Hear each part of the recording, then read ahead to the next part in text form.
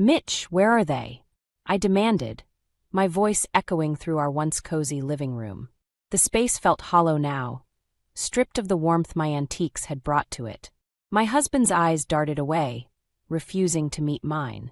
Where's what, Lila? Don't play dumb with me. My grandmother's china cabinet, the Victorian lamp, the Tiffany vase. They're all gone. Mitch's shoulders slumped as he sank into the armchair, the one piece of furniture that remained untouched. I had to do it, Lila. The business needed a cash injection. The world seemed to tilt beneath my feet. I steadied myself against the wall, my fingers tracing the faded outline where the china cabinet once stood. You sold my antiques? Without even asking me.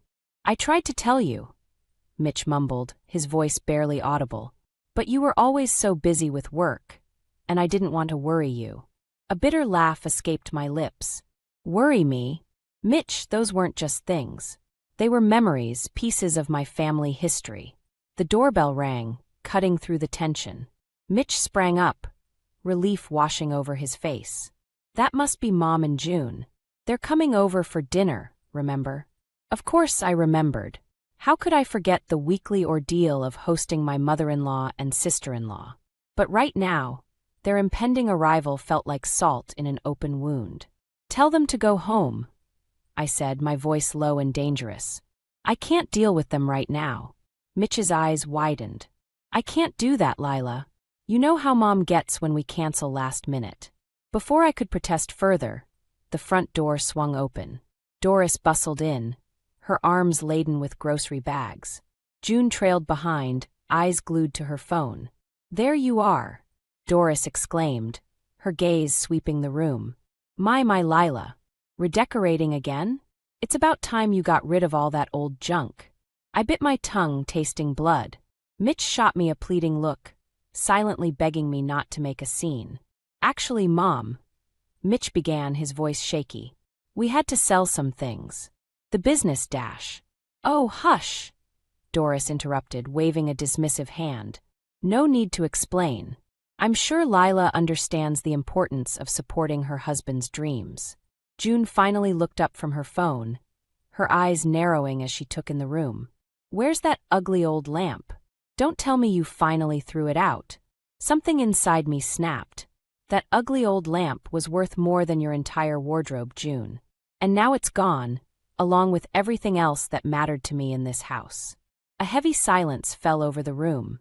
Doris's mouth opened and closed like a fish out of water. June's phone slipped from her hand, clattering to the floor. Mitch stepped forward, reaching for me. Lila, honey, let's not dash. I jerked away from his touch. Don't honey me, Mitch. You betrayed me. You sold off pieces of my heart without a second thought. Tears stung my eyes, but I refused to let them fall. Not in front of these people who had never respected me or the things I held dear. I need some air, I muttered, pushing past Doris and June. As I reached for the doorknob, Mitch called out. Lila, wait. Where are you going? I paused, my hand on the door. Without turning around, I said, to find what's left of my life. Don't wait up. As I stepped out into the cool evening air, I heard Doris's shrill voice behind me. Well, I never. Mitch, are you going to let her speak to us like that? The door slammed shut behind me, cutting off whatever response Mitch might have given. For the first time in years, I felt a glimmer of something other than resignation. It was small but unmistakable. Hope. I returned home late that night, exhausted and emotionally drained. The house was quiet, but I could feel the tension lingering in the air like a thick fog. As I crept up the stairs, hoping to avoid another confrontation, Mitch's voice stopped me in my tracks. Where have you been? He asked, his tone a mixture of concern and accusation. I sighed, turning to face him. I needed time to think, Mitch, to process what you did. He reached out, his hand hovering uncertainly between us. Lila, I'm sorry. I never meant to hurt you. I was just trying to save the business. Before I could respond, a shrill voice cut through the air. Oh, there you are. Finally decided to grace us with your presence. Doris appeared at the top of the stairs, her face twisted in a disapproving scowl. June trailed behind her, smirking. I thought you two were leaving, I said, struggling to keep my voice even. Doris huffed. And leave my poor son alone after the way you stormed out? I think not. I felt a headache building behind my eyes. Look, it's late. Can we please do this another time? No, we can't, June chimed in, her voice dripping with false sweetness. Mom and I have been talking to Mitch, and we think it's time you started pulling your weight around here. My jaw dropped. Excuse me. Mitch stepped forward, his face a mask of discomfort. What they mean is, well, with the business struggling, we thought maybe you could help out a bit more. Financially, I mean. I couldn't believe what I was hearing. I already pay for most of our expenses, Mitch. What more do you want? Doris clucked her tongue. Now, dear. Is that any way to support your husband? In my day, wives knew their place. Something inside me snapped. Your day is long gone, Doris. And my place is wherever I choose it to be. June gasped dramatically. How dare you speak to Mom like that? Mitch, are you going to let her get away with this? I turned to Mitch, silently pleading with him to stand up for me, just this once. But he avoided my gaze, shuffling his feet awkwardly. Maybe we should all calm down, he mumbled. Doris seized the opportunity. Yes, let's calm down. And while we're at it, let's discuss how Lila can contribute more to this family. After all, we're all making sacrifices. I laughed bitterly. Sacrifices? Like selling my family heirlooms without my permission? Or constantly belittling and criticizing me? June rolled her eyes. Oh, please. Stop being so dramatic. It's not like those old things were worth anything. They were worth everything to me, I said, my voice barely above a whisper. Mitch finally looked at me, his eyes pleading. Lila, honey, we're just trying to figure this out as a family. Maybe if you cut back on your personal expenses. I couldn't believe what I was hearing. My personal expenses? You mean like the groceries I buy to feed your family every week? Or the bills I pay to keep a roof over our heads? Doris waved her hand dismissively. Details. The point is, we all need to pitch in during these hard times. I took a deep breath, trying to center myself. You want me to pitch in? Fine. Here's what I'll do. I'll stop paying for your weekly spa treatments, Doris. And June, you can say goodbye to the allowance I've been giving you behind Mitch's back. The room fell silent. Mitch's eyes widened in shock, while Doris and June sputtered indignantly. You wouldn't dare, June hissed. I stood my ground, feeling a newfound strength coursing through me. Watch me. From now on, I'm done being your personal ATM. If you want money, you can earn it yourselves. As I turned to leave, Mitch caught my arm. Lila, wait. We can work this out. I looked into his eyes, searching for the man I had fallen in love with years ago. But all I saw was a stranger, torn between his family and his wife. No, Mitch, I said softly. I don't think we can. With that, I walked away, leaving them all staring after me in stunned silence. For the first time in years, I felt a glimmer of hope. Maybe, just maybe, I could reclaim my life and find my own happiness. The days following my confrontation with Mitch and his family were tense, to say the least. I threw myself into my work, staying late at the office to avoid going home. But I couldn't escape forever. One evening, I returned to find Mitch pacing in the living room, a stack of papers clutched in his hand. Lila, we need to talk, he said, his voice strained. I sighed, setting down my bag. What is it now, Mitch? He thrust the papers at me. I've found a way to save the business. We just need to take out a second mortgage on the house. My blood ran cold. What? Mitch, no. We can't risk our home like that. It's not a risk, he insisted, his eyes feverish with desperation. This deal is going to turn everything around. I can feel it. I leafed through the papers, my heart sinking with each page. Mitch, this is insane. The interest rates alone would cripple us. He waved off my concerns. We'll be fine. Once the business takes off, we'll pay it back in no time. And what if it doesn't take off? I asked, my voice rising. What then, Mitch? We lose everything. His face hardened. You never believed in me, did you? Always doubting, always criticizing. I couldn't believe what I was hearing. I've supported you through every harebrained scheme, Mitch. I've worked overtime to keep us afloat while you chased your dreams. But this is too far. The front door burst open, and Doris swept in, June trailing behind her. What's all this shouting about? Mitch turned to his mother, his expression pleading. Mom, tell Lila she's being unreasonable. The second mortgage is our only option. Doris's eyes lit up. Oh, is that all? Well, of course you should do it. A wife should support her husband's ambitions. Isn't that right, June? June nodded enthusiastically. Absolutely. Don't be so selfish, Lila. I felt like I was drowning, surrounded by people who couldn't or wouldn't see reason. This isn't about selfishness. It's about protecting our future. Mitch slammed his fist on the table, making me jump. Our future is my business. Why can't you see that? Tears pricked at my eyes, but I blinked them away. Because I'm the one who's been keeping us afloat all this time, Mitch. I'm the one who sees our bank statements, who pays our bills. This mortgage would ruin us.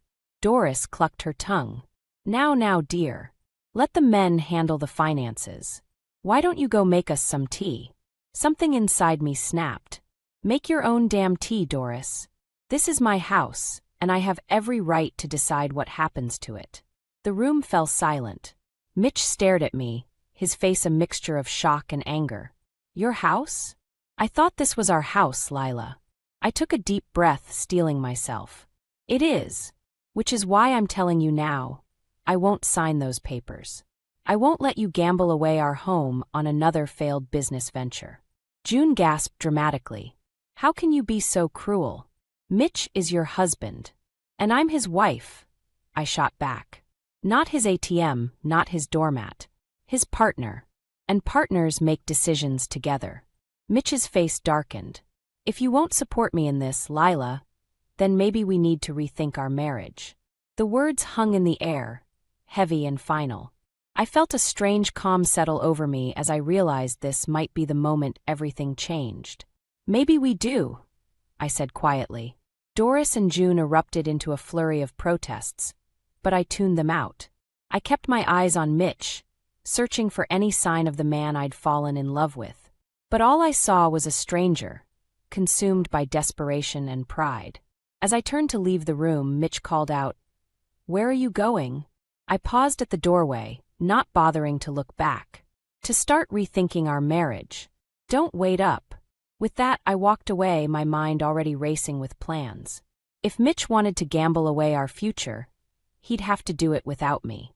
It was time I started building a future of my own.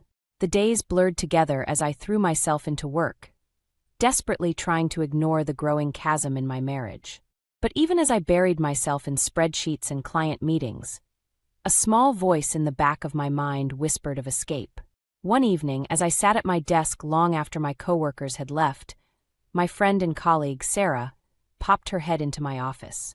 "Lila, you're still here? It's past 9. I looked up, startled. "Oh, I guess I lost track of time." Sarah's brow furrowed with concern. "Is everything okay? You've been working late a lot lately." I hesitated, then the words tumbled out. "No, everything's not okay. Mitch wants to mortgage our house for his business, and I just can't." Sarah listened patiently as I poured out my fears and frustrations. When I finished, she leaned forward, her eyes serious. "Lila, have you ever thought about leaving?" The question hung in the air, both terrifying and exhilarating. I don't know. Where would I even go?" Sarah smiled. "You know, my aunt's selling her condo. It's not far from here, and it's beautiful. Why don't we go look at it?" The next day, we visited the condo. As soon as I stepped inside, I felt a sense of peace wash over me. Sun-drenched rooms, a small balcony overlooking a park, and most importantly, no memories of Mitch or his family. "It's perfect," I whispered. Sarah squeezed my arm. "You deserve this, Lila. A place of your own." That night, I couldn't sleep. The idea of leaving, of starting over, consumed me. I slipped out of bed and crept downstairs to our home office. With shaking hands, I logged into our joint bank account. My heart sank as I scrolled through the transactions. Large withdrawals, transfers to accounts I didn't recognize. Mitch had been busy. A notification popped up on the screen. A new email from the bank. I clicked it open, my breath catching in my throat. Mitch had applied for a home equity loan without my knowledge. Anger and fear warred within me. I thought of the condo, of the life I could have. Before I could talk myself out of it, I initiated a transfer, moving a significant chunk of our savings into my personal account. As I hit confirm, I heard a creak on the stairs. Mitch appeared in the doorway, his face a mask of suspicion. "What are you doing?" he demanded. I straightened up, my heart pounding. "I could ask you the same thing. A home equity loan, Mitch?" "Really?" His eyes narrowed. "You're spying on me now?" "It's my house too," I shot back. "I have a right to know what's happening to our finances." Mitch advanced into the room, his voice low and dangerous. "You've never supported my dreams, Lila. Always holding me back, always doubting me." I stood my ground. "Your dreams are destroying us, Mitch. I won't let you drag us into bankruptcy." His hand slammed down on the desk, making me jump. "You don't get to decide that. I'm the man of this house." In that moment, I saw him clearly. Not the man I'd fallen in love with, but a stranger consumed by desperation and entitlement. "No," I said quietly. "You're not." I pushed past him, my mind made up. As I climbed the stairs, I heard him call out, "Where are you going?" I paused, not bothering to look back. "To pack." The next morning, I called Sarah. "That condo, is it still available?" Her voice was warm with understanding. "I'll make the call right now." As I hung up, I felt a weight lift from my shoulders. For the first time in years, I allowed myself to dream of a future that was truly my own. A future without Mitch, without Doris and June, without constant criticism and financial stress. It wouldn't be easy, I knew that. But as I looked around at the house that no longer felt like home, I realized something important. I was stronger than I'd ever given myself credit for. And it was time to prove it. The tension in our house had reached a breaking point. Mitch and I barely spoke, dancing around each other like wary strangers. I spent my days at work and my evenings secretly packing, hiding boxes in the back of my closet. The condo was nearly mine. I just needed a little more time. One evening, I came home to find Mitch waiting for me in the living room, a strange glint in his eye. "We need to talk, Lila," he said, his voice unervingly calm. I steeled myself. "About what?" He pulled out a stack of papers. "I found these in your desk. Care to explain?" My heart dropped as I recognized the condo paperwork. I'd been so careful, but in my haste, I'd slipped up. "Mitch, I can explain dash." "Explain what?" He cut me off, his voice rising. "That you're planning to leave me? That you've been lying to me." I took a deep breath. "I'm not the one who's been lying, Mitch. You've been draining our accounts, applying for loans behind my back. What was I supposed to do?" His face contorted with anger. "You were supposed to support me. That's what a wife does. A wife is a partner, not a doormat." I shot back. "I've supported you through everything, but I won't let you destroy our future." Mitch laughed bitterly. "Our future? You mean your future. In this condo." Before I could react, he ripped the papers in half. The sound tore through me like physical pain. "There," he spat. "Now you have nothing." I felt something snap inside me. "I have nothing? Mitch, I am the only thing keeping us afloat. My job, my savings dash." "Your job?" he interrupted. "You mean the job you're about to lose?" Ice flooded my veins. "What are you talking about?" A cruel smile twisted his lips. "I called your boss today. Told him all about how you've been embezzling company funds. Showed him some very convincing evidence." The room spun around me. You what?" "Mitch, that's a lie." He shrugged. "It's your word against mine. And those transfers to your personal account? They don't look good, Lila." I couldn't believe what I was hearing. The man I had loved, the man I had married, was threatening to destroy everything I had worked for. Why? I whispered. Why would you do this? Because you're mine, he growled. If I can't have you, no one can. The front door burst open, and Doris swept in, June trailing behind her. Oh good, you told her, Doris said, her voice dripping with false sympathy. Lila, dear, we're here to help you through this difficult time. June nodded, a smirk playing on her lips. We know how hard it must be, losing your job and all. But don't worry, we'll take care of you. I looked from Mitch to Doris to June, the reality of my situation crashing down on me. They had me cornered, trapped. Everything I had worked for, everything I had dreamed of, was slipping away. But as I stood there, surrounded by their smug faces, something shifted inside me. A fire ignited, fueled by years of suppressed anger and resentment. No, I said, my voice steadier than I felt. You won't take care of me. I'll take care of myself. Mitch's eyes narrowed. What are you saying? I straightened my spine, meeting his gaze head-on. I'm saying it's over, Mitch. All of it. The marriage, the manipulation, everything. I'm done. Doris gasped dramatically. You can't be serious. After everything Mitch has done for you. I laughed, a harsh, bitter sound. Done for me? He's done nothing but tear me down. But not anymore. I turned and headed for the stairs, my mind racing with plans. I had no job, no condo, but I had something they could never take away, my determination. Where are you going? Mitch called after me. I paused at the top of the stairs, looking back at their stunned faces. To pack. And this time, I won't be hiding the boxes.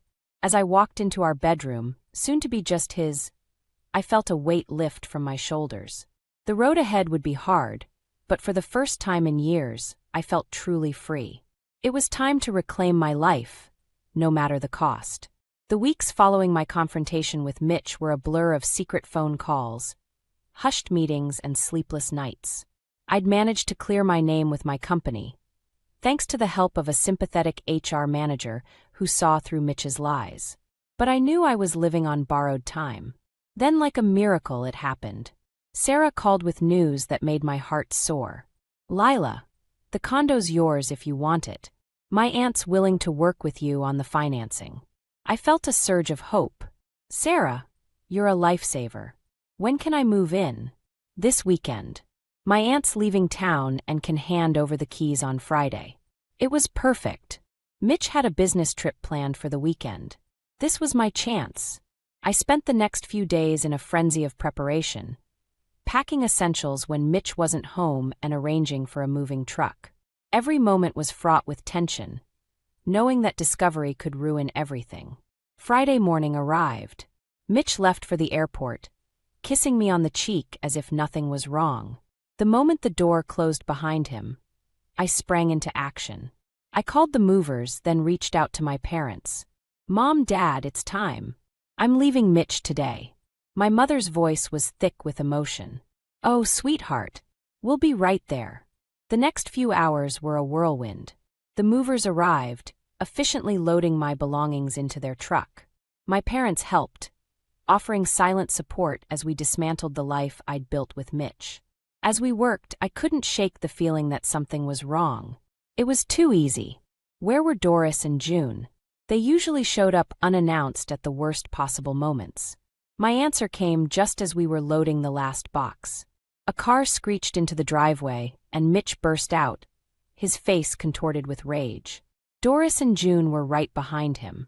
What the hell is going on here? Mitch roared. I stepped forward, my heart pounding but my voice steady. I'm leaving, Mitch. It's over. He lunged towards me, but my father intercepted him. Don't you dare touch her, Dad growled. Doris pushed her way forward. You ungrateful little tramp. After everything we've done for you. I laughed bitterly. Done for me? You've done nothing but tear me down and use me. Well, I'm done being your punching bag. June sneered. Where do you think you're going? You have nothing without us. I have myself, I shot back. And that's more than enough. Mitch broke free from my father's grasp. You can't leave. I won't let you. It's not up to you anymore. I said, my voice stronger than I felt. I've already signed the lease on my new place. It's done. His face paled. New place? But I destroyed those papers. How did you dash? I have friends, Mitch. Real friends who support me. Something you wouldn't understand. As if on cue, Sarah pulled up in her car. Lila, are you ready? I nodded, turning to the movers. We're done here. Thank you. Mitch made one last desperate grab for me. Lila, please. We can work this out. I'll change, I promise. For a moment, I hesitated. Years of manipulation and gaslighting had left their mark. But then I looked into his eyes and saw not love but fear. Fear of losing his control over me. Goodbye, Mitch, I said softly. I hope you find what you're looking for. But it won't be with me. I walked away, my parents flanking me protectively. Behind us, I could hear Doris and June's shrill voices, berating Mitch for letting me go. But their words faded as I climbed into Sarah's car. As we drove away, I watched my old life disappear in the rearview mirror. My heart was pounding, my hands were shaking, but for the first time in years, I felt truly alive. You did it, Sarah said, squeezing my hand. You're free. I nodded, tears streaming down my face. I did it, I whispered. I really did it. As we turned the corner, heading towards my new home and my new life, I realized that this wasn't just an ending. It was a beginning. My beginning. And despite the uncertainty ahead, I couldn't wait to see what came next. The morning I was to file for divorce, I woke with a mixture of dread and determination coursing through my veins. My new condo felt like a sanctuary, but I knew the real battle was just beginning. As I sipped my coffee, my phone buzzed incessantly. Mitch, Doris, June. Their messages ranged from pleading to threatening. I ignored them all. My lawyer, Patricia, had warned me this would be tough. Mitch won't go down without a fight, she'd said. Be prepared for anything. Those words echoed in my mind as I drove to the courthouse. My hands shook slightly as I parked, but I took a deep breath, steeling myself. This was my moment to reclaim my life. As I walked up the courthouse steps, I saw them. Mitch, Doris, and June huddled together like vultures.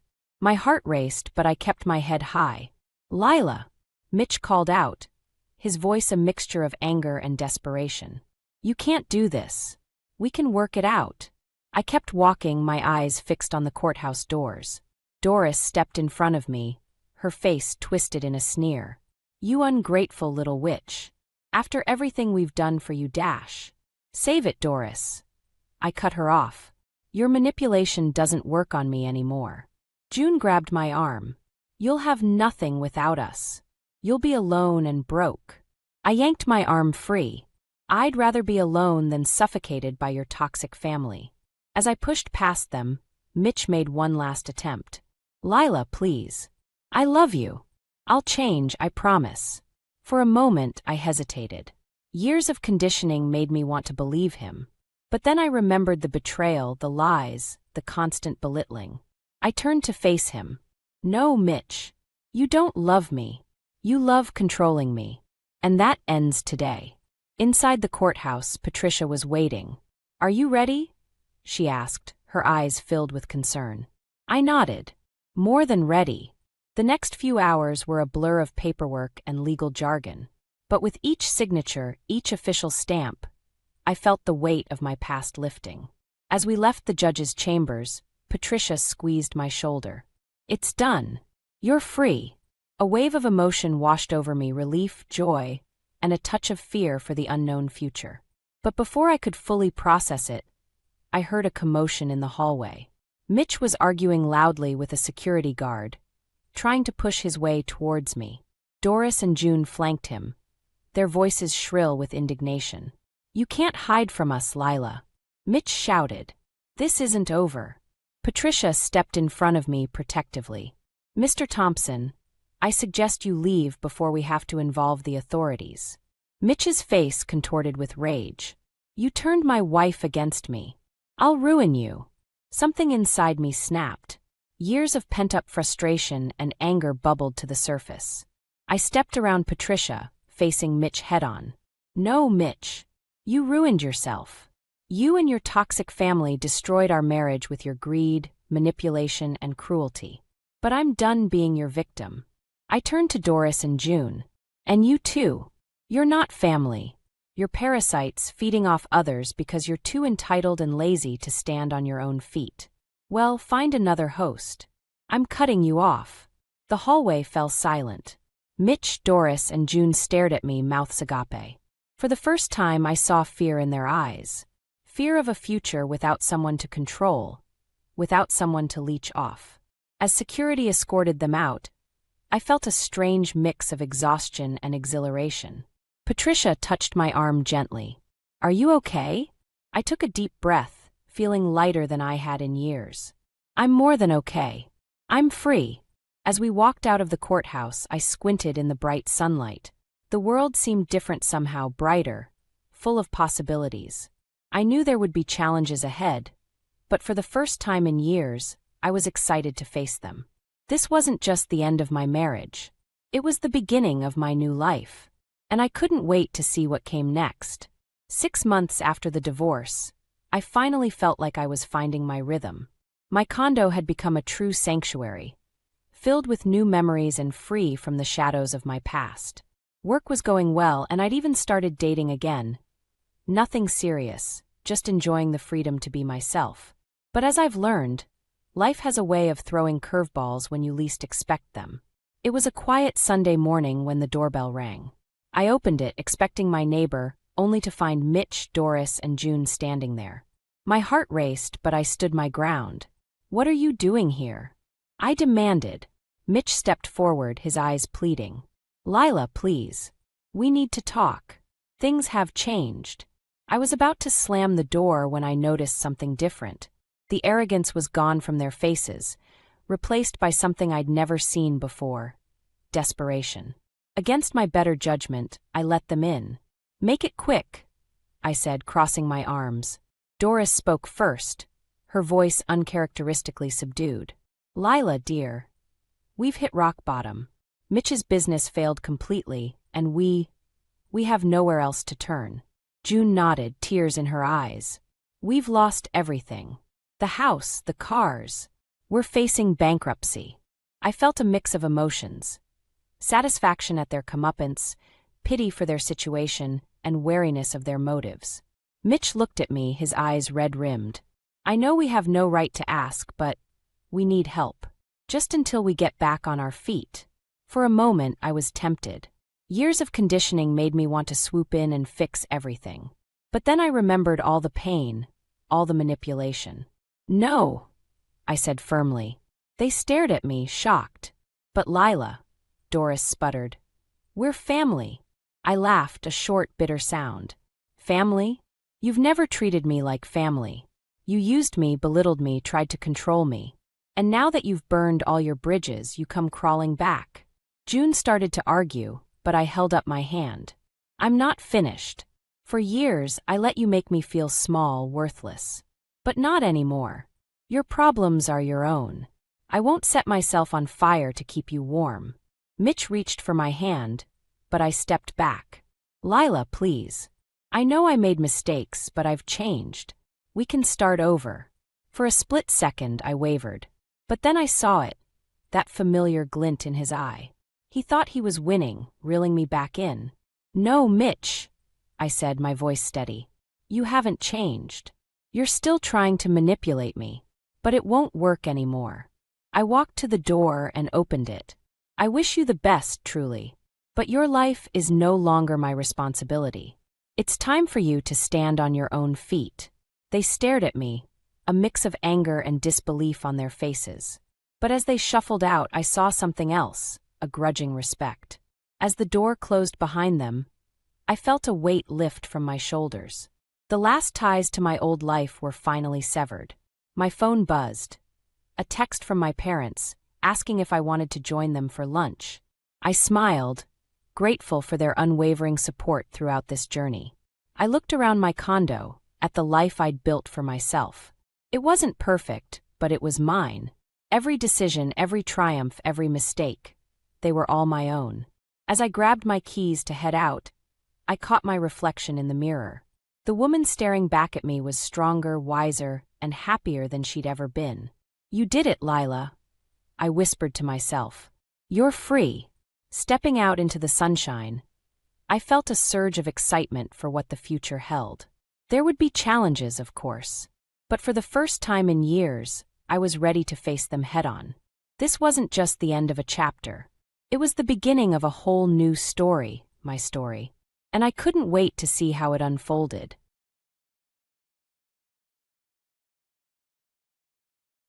A high school graduate? Leave this place.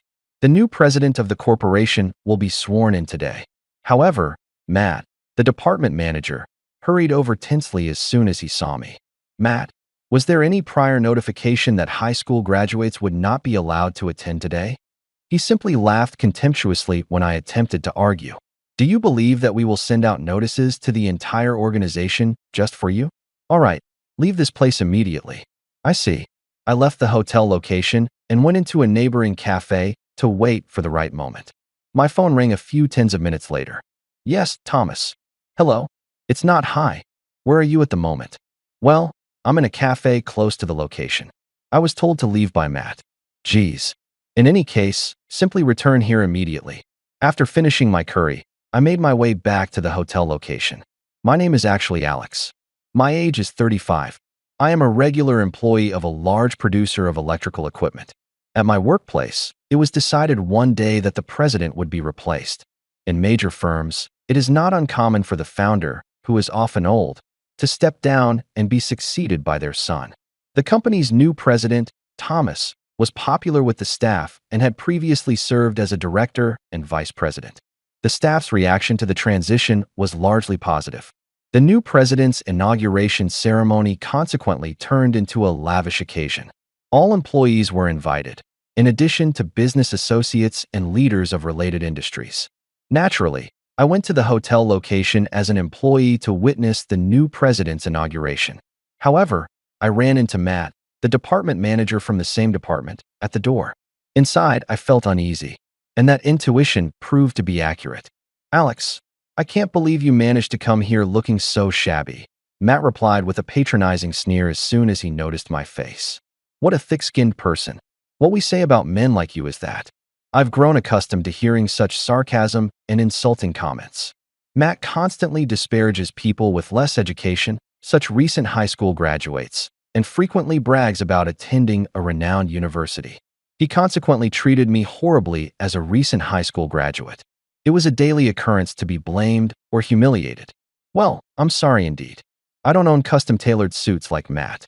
I mostly have suits from the suit section of department stores, all bought at discounted prices. However, I regularly send them for dry cleaning and iron them to smooth out any wrinkles. Even though I made sure not to appear embarrassingly shabby to others, I don't think I looked so shabby as to stand out among the other employees passing through the entrance. Well, I know that any counterargument I make will be returned 100-fold, so it's best to just let it slide. I quickly apologized and tried to pass by him. But at that moment, "Hey, where do you think you're going? There will be plenty of high-status individuals at the president's inauguration ceremony, you know. There's no way an uncultured, poor high school graduate like you should be allowed in. You're out of place here, so just leave already." Saying so, Matt firmly waved his hand as if to drive away something dirty. It seemed like he was in a bad mood that day, as he was persistently bothering me more than I anticipated. Of course, it's a well-known fact that all employees have the right to attend the inauguration ceremony of the new president. Even if it's an order from my immediate superior, I can't just obediently comply with it. Prohibiting high school graduates from attending was not mentioned in the employee newsletter distributed beforehand.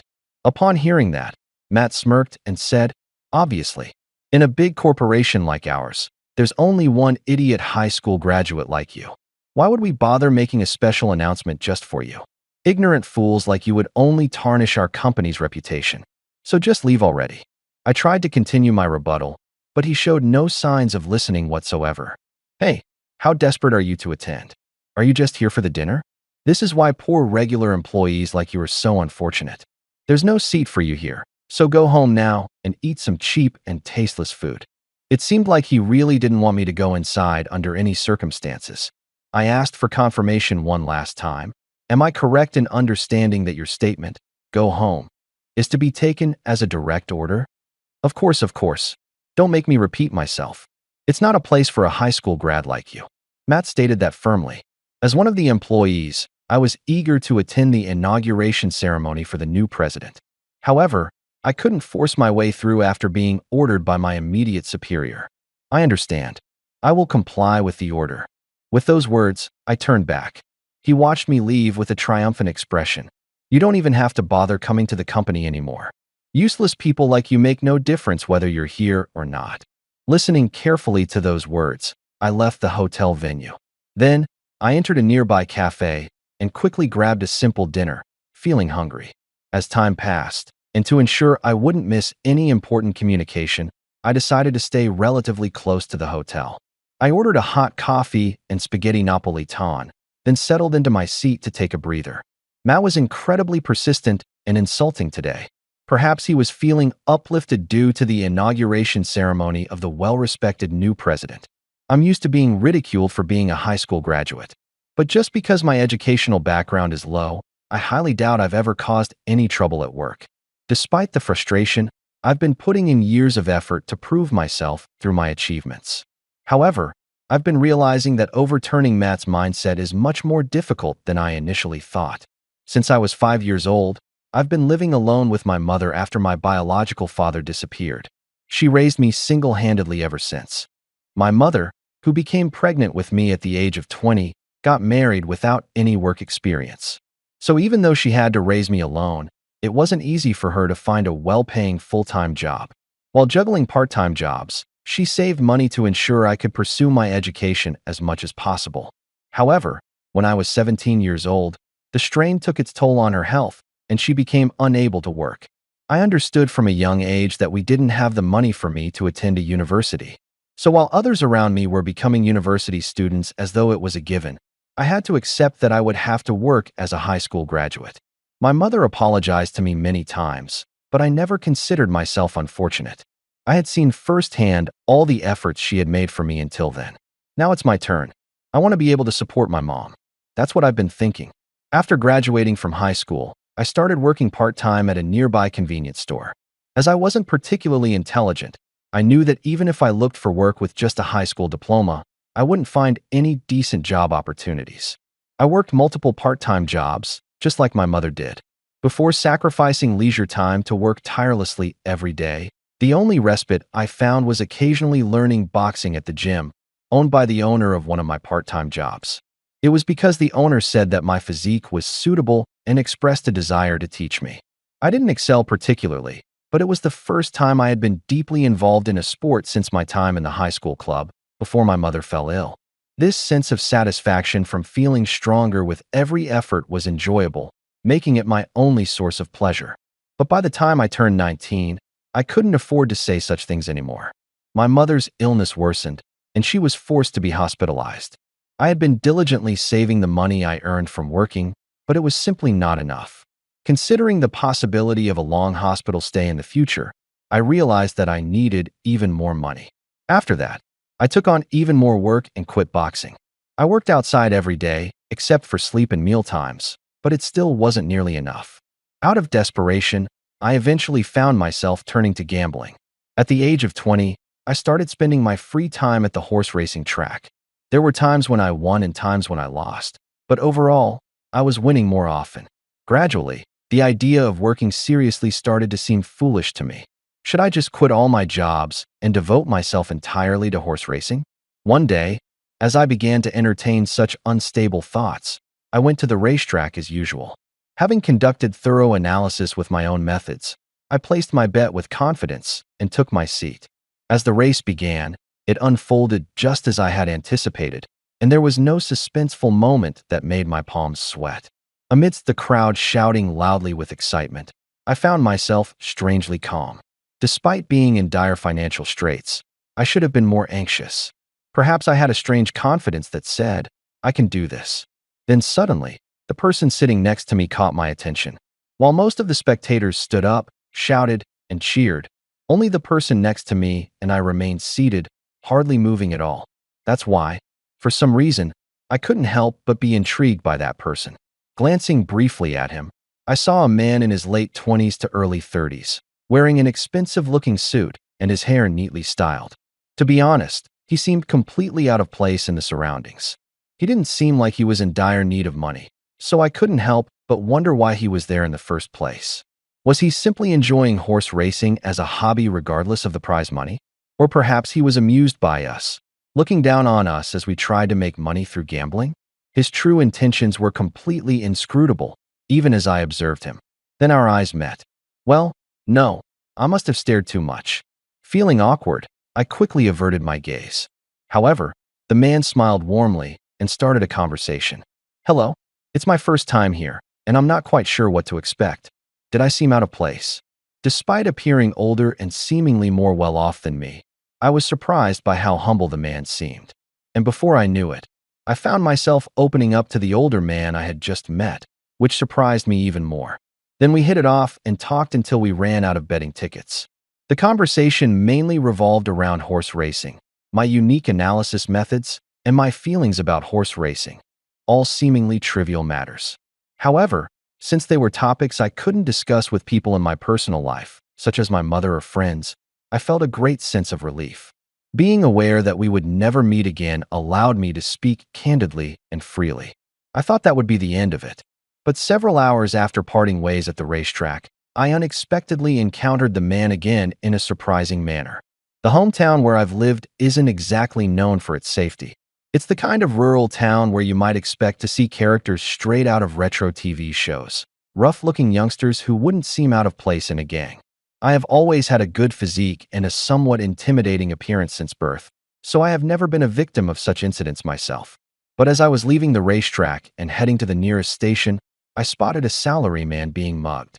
Honestly, while I'd rather not get involved in any trouble, seeing such a clear incident unfold in front of me makes it impossible for me to just ignore it.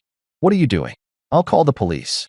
In response to my voice, the attention of the thugs naturally turned toward me. You got a problem, punk? Beat it. Dodging the thug's punch, I swiftly countered with a punch aimed at a vulnerable spot, knocking him out cold in no time. Even though it had been years since I quit boxing, taking down a few thugs was like a walk in the park for me, thanks to my experience in the ring. I'm saved. Thank you very much. I realized that the person who said that to me was the man I had talked to at the racecourse earlier, and I was truly surprised. Of course, the person seemed quite surprised as well. He seemed extremely grateful to me and invited me for a drink as a token of appreciation. We entered a nearby bar, and when he gave me his business card, I recognized him as a director of a major corporation that even I was familiar with. Although our conversation flowed smoothly, and I felt a sense of camaraderie developing, I couldn't shake the feeling that our worlds were fundamentally different. However, the time spent with that person, who was so approachable and made no distinction in class or age, was incredibly enjoyable and didn't make me feel the difference in our backgrounds or ages at all. Before I knew it, we had become drinking buddies.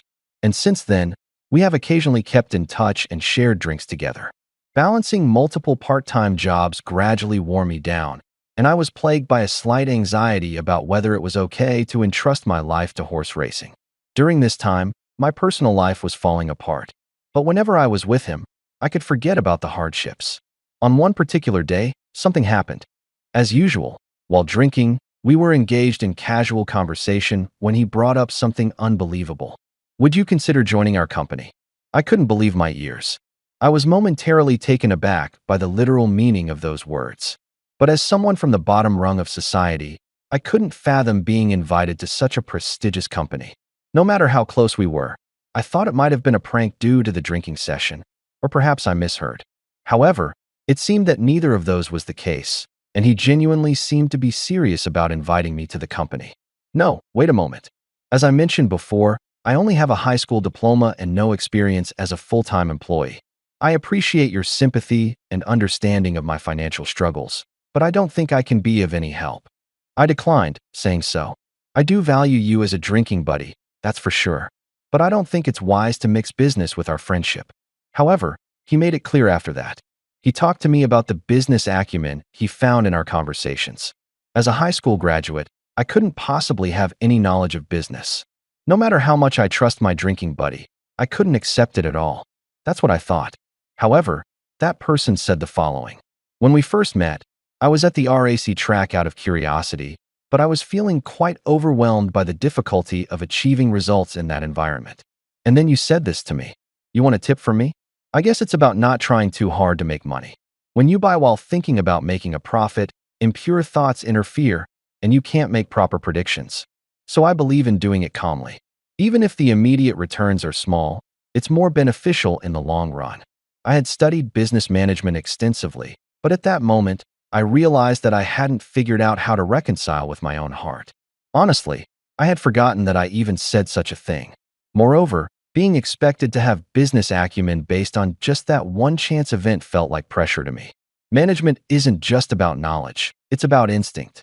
And you undoubtedly have that. Of course, it's okay to say what you can't do. And I'm not asking you to dive into management right away. For now, I'd like you to gain experience in sales and then see how you feel about our work. If you come to feel that you want to stay with us and contribute more, eventually, I hope you'll consider joining our management team and helping us out. He said that in all honesty. This conversation made me very happy and grateful. I still needed a lot of money to cover my mother's hospital bills, but honestly, I was reaching my limits with the exhaustion of working nonstop every day. But I couldn't afford not to earn. I wondered if I could hit the jackpot in horse racing. I couldn't help but feel incredibly anxious about how I was going to live on while entertaining such a dreamlike idea. So regardless of how it came about, the opportunity to become a full-time employee at a major corporation felt like a dream come true. However, being a high school graduate remained the biggest source of anxiety for me. That person sensed my anxiety and said to me, "That diploma stuff is garbage." I only graduated from a technical high school myself. So I made up my mind. And once I made that decision, I've been striving for 12 years to live up to those expectations. This marked the beginning of my encounter with President Thomas. As I finished eating my spaghetti and took a sip of coffee, my phone rang. "Hi, Thomas." As soon as I called, he answered with a flat tone. "It's not hi. Where are you right now?" Thomas and I are still drinking buddies even after joining the company. Since he got married 10 years ago, we've been getting along well as families, so I think I have a pretty good understanding of the atmosphere in his personal life. But I've never seen him so flat before. I'm at a cafe near the hotel. As I emailed earlier, I was ordered by manager Matt to leave because there's no seat for a high school graduate. So I left. Upon hearing my words, Thomas sighed in a somewhat relieved manner. It's refreshing in a way, or rather, what can I say? It's good to be obedient to your immediate superior, but from today onwards, things are going to be different, right? You could have said something like, "I'm a director now, so I can follow your orders," couldn't you? Certainly, it's as he said. As promised when I joined the company, I've become a director. At the same time, Thomas takes on the role of becoming the president. Matthew, who has been making sarcastic remarks to me all this time, will now become my subordinate. But just because the position changes doesn't mean I will change myself. So I couldn't muster the courage to be overly assertive. Despite saying that, I couldn't deny feeling a bit eager to surprise and humble Matt. While waiting at a nearby cafe in anticipation of Thomas's call, "Today is also your inauguration speech as a director and the vice president. After you finish your coffee, come back immediately," Thomas instructed me. Prompted by his words, I returned to the hotel right after finishing my curry. The expression on Matt's face when I was introduced as the new director was almost comical, even from a distance. Nobody in the company knew about the relationship between Thomas and me, so the venue was filled with shock when I was introduced. However, Matt's reaction stood out among them all. Although he didn't know, he seemed to regret his recent verbal attacks on me, looking pale and shaken. I wasn't planning any power play or revenge, but I hoped this incident would make him reflect on his actions. While it's undeniable that I, as a high school graduate, was the one who suffered the most humiliation, it was clear that other employees, including those with lower educational backgrounds than Matt, were also experiencing discomfort. As the vice president and director, I want to contribute not only in terms of business acumen, as expected by Thomas, but also in creating an environment where all employees can work comfortably, regardless of their educational background. I believe that precisely because I'm a high school graduate, there are things I can uniquely bring to the table. Afterward, Matt, the department head, was found guilty of obstructing my inauguration ceremony with selfish lies and was accused of harassment by several employees. As for me, I didn't involve myself personally and only testified about what I had experienced. I chose not to participate in the meeting to decide on his punishment. As a result, he was transferred to a regional factory and demoted to a security guard position, which were quite severe penalties despite his high capabilities. I hope this serves as a lesson for him to realize the importance of how one approaches their work, rather than being judged solely based on education and background. As for me, I'm still a rookie as a director. I'm learning the ropes from my predecessor, Thomas, and gradually expanding my capabilities. Whether I'm a director or a vice president, my education level as a high school graduate remains the same. However, there's no longer anyone who belittles me for it. I believe it's because people are now more interested in how I approach my work rather than my education level. So I'm determined to continue giving my best without feeling ashamed of my education level and do everything I can with my current abilities. What a nostalgic feeling this day. After finishing our greetings to clients, Thomas and I were driving in the car. As we passed by a familiar horse racing track, we decided to make a nostalgic visit. I never imagined back when we first met here that we'd end up working together like this. His words resonated deeply with me. "You're right," I said. Back then, he mentioned that I had business acumen. But what I'm truly grateful for is how he picked me up when I was at my lowest. I can't thank him enough. Thanks to him, my mother was able to undergo her hospitalization smoothly, and her major surgery was successful. Now she's living healthfully and happily. Even recently, when she heard that I was appointed as a director, she cried tears of joy. She understood all the efforts I had made. In the end, both of us lost that day. There was no problem in visiting the racetrack with nostalgic feelings, but knowing that he had encouraged me to bring my horse racing method to the company, I felt a desire to win since I had made the effort to come. "I'm sorry we lost," I said upon my spontaneous apology. Thomas replied, "I don't care about making profits. That's not what matters. I value nothing more than a commitment to facing things honestly and sincerely."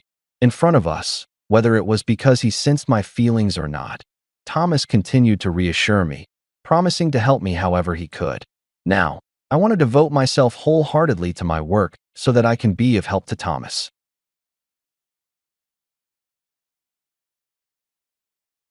Natalia appears somewhat relieved.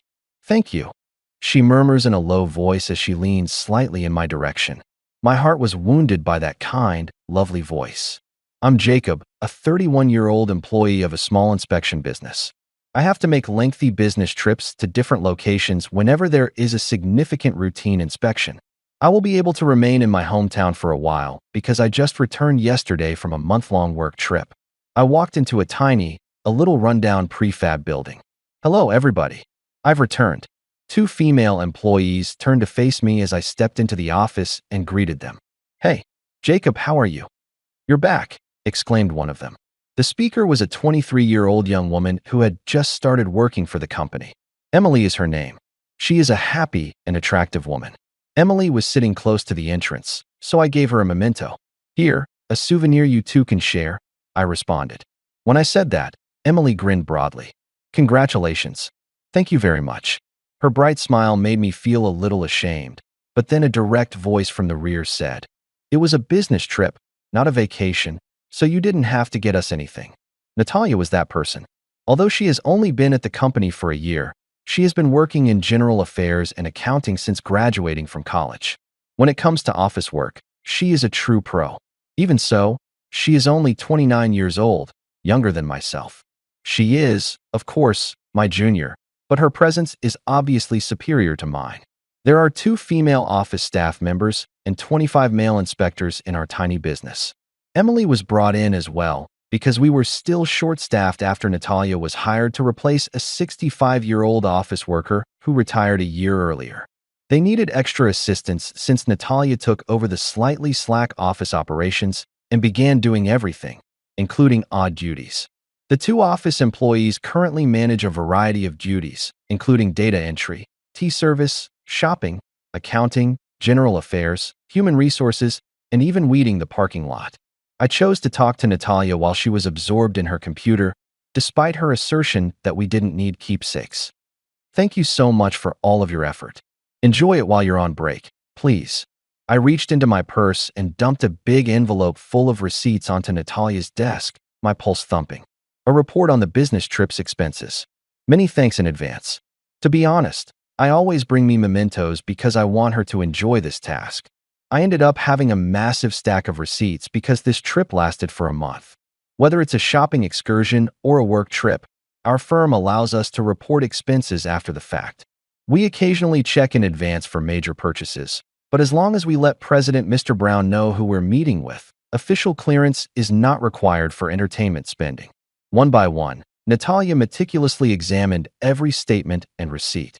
She thrust a sheet of paper before me. The number of days off is off here. The public holiday was left out.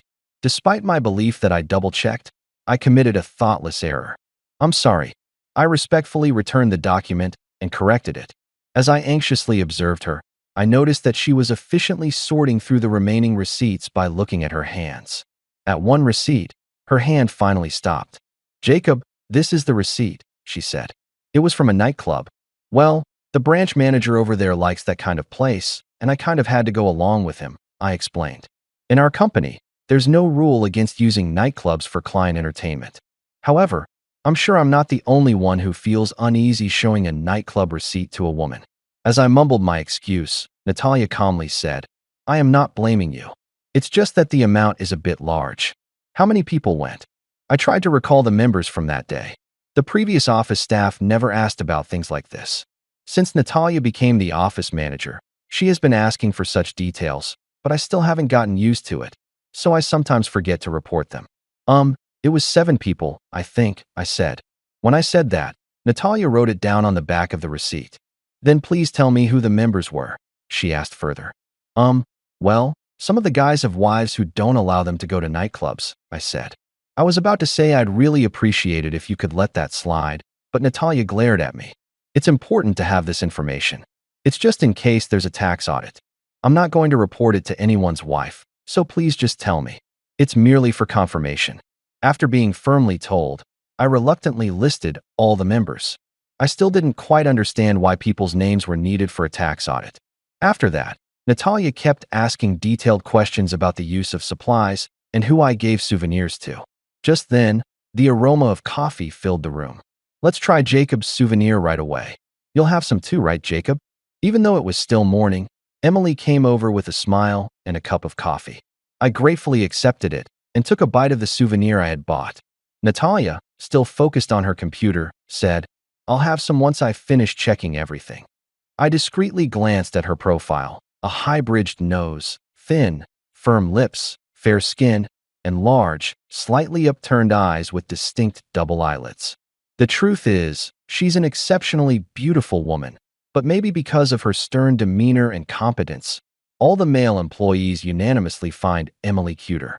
I shifted my gaze to Emily, who was happily munching on the souvenir. Her expressions changed constantly. She had short, wavy light brown hair. Her eyes were a bit small, but her makeup made her long eyelashes stand out, and her lips were glossy. If Natalia were a dignified white horse, Emily would be an adorable fawn. While I was lost in thought, Natalia finished her checks. "Everything else is fine," she said. Since I had finished my snack, I stood up to return to my seat. Then Natalia looked at me and, with a slight smile, said, "Good job on your business trip." To be honest, I find myself a bit captivated by Natalia at moments like this. It's just a single phrase, but it feels genuinely thoughtful and leaves a good impression. That weekend, I was invited to visit a relative's house on my day off. Since my relatives would be traveling during the New Year's holidays, they decided to hold the family gathering early. My family has a strong bond, and during holidays like Obon or New Year's, we usually gather in large numbers. It's mostly because my dad's brothers just like to have a good time. Now that my married cousins rarely show up due to family commitments, I found myself surrounded by aunts and uncles, pretending to watch TV to pass the time. Feeling a bit restless in that atmosphere, I decided to take a walk. It was an area I used to play in a lot as a kid, and it's only about a 15-minute drive from my house. The slightly strong winter wind felt refreshing, perhaps because I had just been in a room heated to an almost uncomfortable degree. I naturally headed toward the small park where I used to play with my cousins. As I approached the park, I heard a woman's cheerful voice. "Uh-huh. Oh, come on, Max, you're way too excited. I'm getting tired." "What? One more time." The voice was high-pitched and adorable. She was probably playing with a dog. Curious, I peeked into the park and was taken aback. The person making those playful sounds was none other than Natalia. Normally, she always spoke in a formal, reserved tone, and I'd never heard her raise her voice like that before. Could Natalia really make such a high-pitched voice? Instinctively, I turned on my heels and hid behind the wall where the park wasn't visible. Peeking cautiously from behind the wall, I saw Natalia chasing a ball around. Her black hair, usually tied low in a simple bun at the office, was now gathered into a slightly higher ponytail. Her usual calm and composed expression had transformed into a bright, beaming smile, and her cheeks were flushed, probably from all the exercise. Seeing this unexpected side of Natalia made my heart race. I thought she looked incredibly beautiful, but I was sure she wouldn't want someone from the same company like me to see her like that. I quietly returned the way I came, walking toward the river before heading back to my relative's house. The whole time I was walking, I couldn't get Natalia's smiling face out of my head. Since then, I couldn't help but feel curious about her, but nothing changed between us, and my days continued with me occasionally glancing at her during office work, remembering that smile from the park. As the year-end approached, our company planned to hold a year-end party on the last working day of the year. Unlike our usual drinking spots, it would be at a slightly upscale restaurant, so I was looking forward to it. As always, I heard that the organizer this year had booked a pufferfish restaurant. However, despite it being the end of the year, I made a big mistake and had to redo some inspection data entry, which meant I'd be late to the party. I begged my coworkers to save some pufferfish sashimi for me, but I had a bad feeling it wouldn't be left. About an hour late, I finally arrived at the venue. Even before entering the banquet hall, I could hear the lively noise. My coworkers are all heavy drinkers and love to party. It seemed like they were already quite drunk when I entered the hall. Everyone greeted me enthusiastically. Then they made fun of me for my last blunder of the year. People had already moved to their favorite spots, and looking around to find my seat, I felt something odd. Natalia was sitting alone, quietly drinking. The other guys were chatting among themselves or crowding around Emily. Among the group was President Mr. Brown, who tends to get overly clingy when drunk. Judging by Emily's expression, he was probably already bothering her. Somehow, I hesitantly approached Natalia's side. "Mind if I sit here?" I asked. She looked a bit surprised, then she averted her gaze. "You don't have to bother with me," she said, and then took a small sake cup in both hands and gulped it down. The way she held the cup delicately with her fingertips looked elegant. I picked up a nearby sake bottle and offered it to Natalia. She hesitated for a moment, then held out her empty cup. As I poured the sake, she quietly said, "Thank you." A brief silence followed. In the midst of the noisy banquet hall, our little space felt strangely isolated. "You really don't have to stay here. I'm just drinking by myself," Natalia said. But I relaxed my posture and stayed by her side. "Well, everyone's already pretty drunk, and I don't think I have enough alcohol in me to jump into that crowd. Whose seat is this? Mind if I stay?" Then, without a word, Natalia stood up and walked away. Wait, does she really dislike drinking with me that much? I thought, feeling a bit lost. I watched her as she moved to another table, where she picked up some chopsticks and appetizers and brought them back to me. "These are yours, Jacob." I realized she had gone to get my place settings from my original seat. Relieved that she hadn't left out of discomfort, I couldn't help but admire her thoughtful gesture. Then Natalia called over a server. "For the person who arrived late," she said. After Natalia told the server that, they smiled and walked away. Then, right in front of me, a plate of pufferfish sashimi appeared. "Natalia?" I asked, touched. "I heard you would be arriving late, Jacob." I asked if they could bring out one portion separately, and they said it was fine, so I requested it. Her thoughtfulness warmed my heart. I almost felt like crying. People in our company tend to be pretty careless, so I've never experienced this kind of consideration before. If you're late to a party, the food is usually gone. At best, I'd end up begging Mr. Brown to order a few snacks separately. "Natalia, thank you," I said. "I didn't think there'd be any pufferfish left, so I'm really happy." I grabbed a few slices with my chopsticks, dipped them in ponzu sauce, and popped them into my mouth. Delicious. When I ordered some sake, Natalia poured it for me. Gratefully, I took a sip and tried to make some small talk.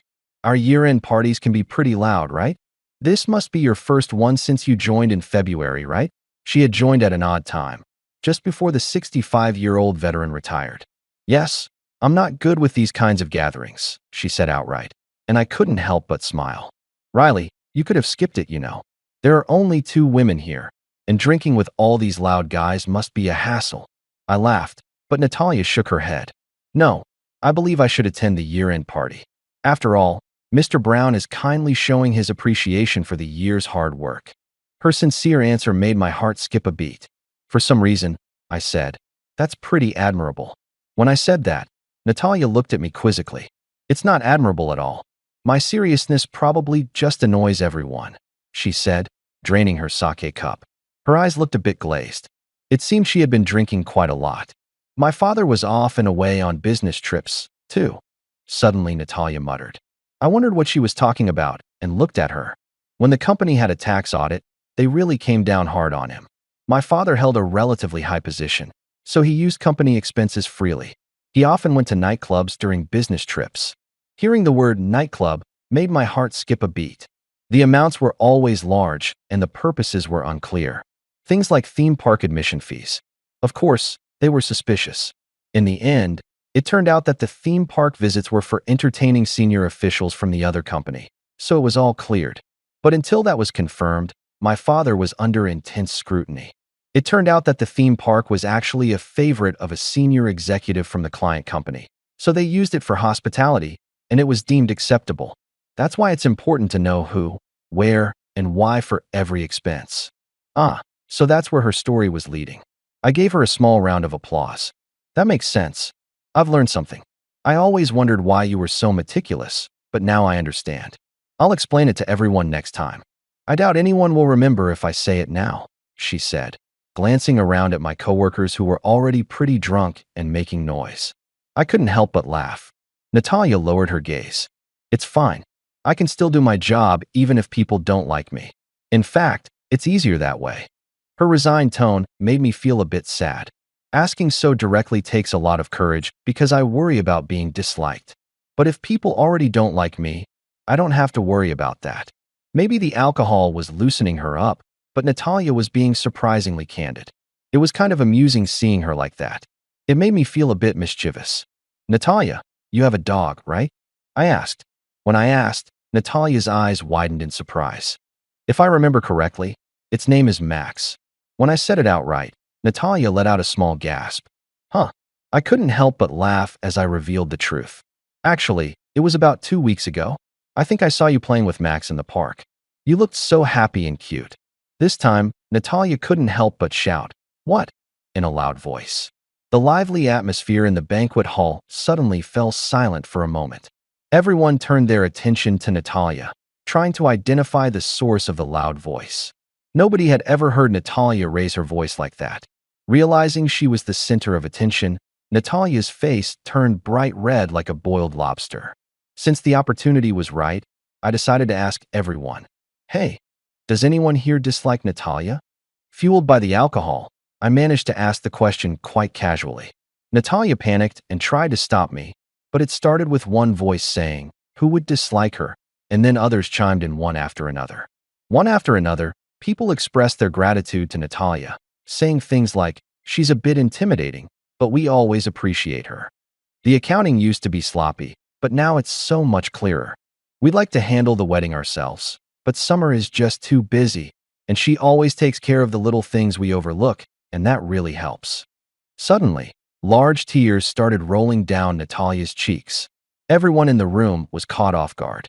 Of course, I, who started all of this, was the most flustered. "Wait, I'm sorry. I didn't mean to make you cry. I just wanted you to know that nobody dislikes you."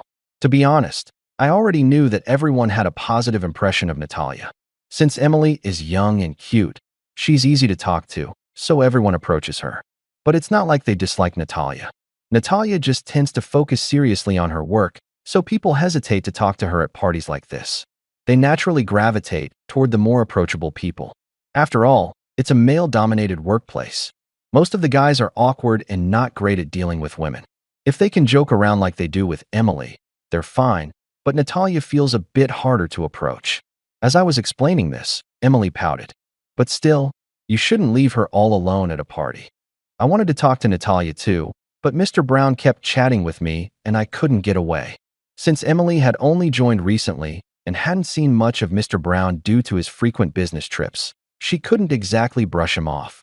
But the fact that Emily could speak so casually now meant that Mr. Brown had probably gotten pretty drunk and chatty, and they seemed to have hit it off. Emily no longer showed any signs of restraint. Glancing over at Mr. Brown, I saw him scratching his head with a sheepish look. It made me think that we really do have a nice, laid-back company. Natalia wiped away her tears and muttered softly. At every company I've worked at, people always said I was too serious and boring, so it makes me happy to know that you think positively about my work. She said that quietly, looking down. It lightened the mood. I stood up. Okay, to make sure Natalia doesn't have to say anything, write the purpose on your expense receipts for entertainment or meeting expenses. Include the members' names. Don't make calculation errors. All of this is to protect you from tax audits. That's all. Saying that, I plopped back down into my seat. The banquet hall erupted in laughter. Natalia looked a little relieved. Then she leaned slightly toward me, and in a faint voice, she murmured, "Thank you." This soft, sweet voice pierced right through my heart. 2 months later, I found myself at the park where I had seen Natalia before. Since confirming my feelings for her at the year-end party, I had been subtly trying to get closer to her. I know I'm pretty shy, so I've just been doing small things like bringing canned coffee to the office during my lunch break when I stopped by from the site. But Emily seemed to have caught on to my efforts. "Natalia seems a bit oblivious, so I think you should be more proactive," she had advised me. Taking her advice to heart, I started coming to this park on weekends. It's a small park near my relative's house, the same one where I had seen Natalia playing with Max before. I was hoping I might bump into her. I suddenly remembered Emily's face, saying, "That's not what I meant." Maybe it was just my imagination, but I couldn't help but feel like I wasn't quite understanding what Emily meant by being more proactive. Natalia seems like the type to have a fixed schedule for walking, though. Maybe I'll try again next week. I sat down on a park bench and muttered to myself. Just then, I heard footsteps, and Natalia walked into the park. "See? You do get it.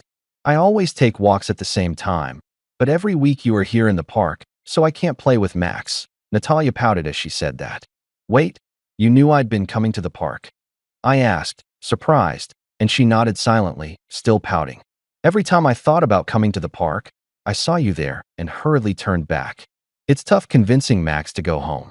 Hearing that, I felt a bit shocked. Is running into me really that bad? When I asked, Natalia's cheeks turned slightly red. "It's not just a coincidence, right? You just want to see me being silly and make fun of me again, don't you? I'm never showing that embarrassing side of me at work again."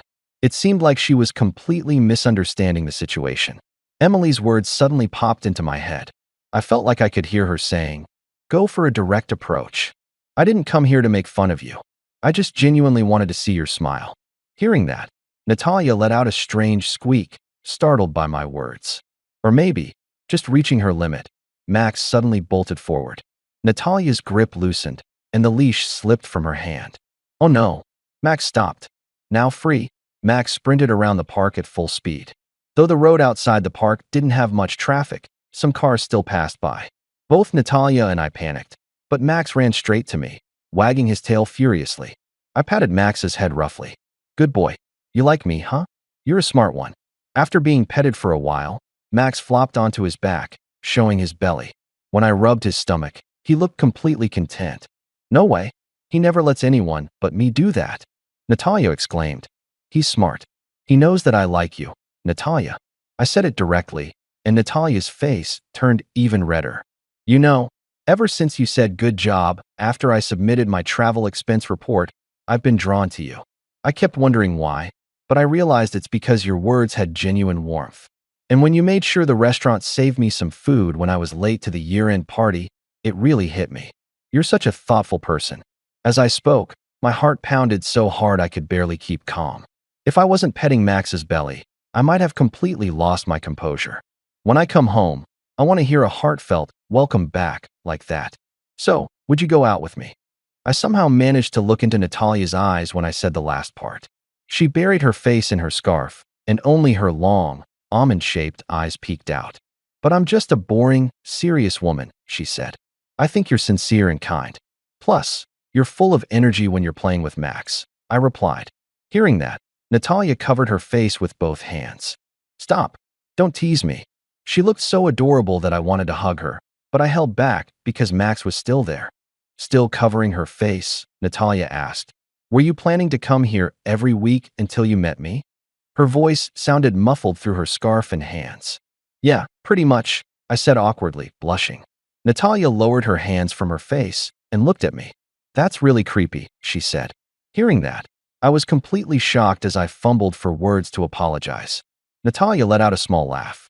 That's why I think you shouldn't do that with anyone else. She smiled at me with a bright, cheerful expression. With anyone else?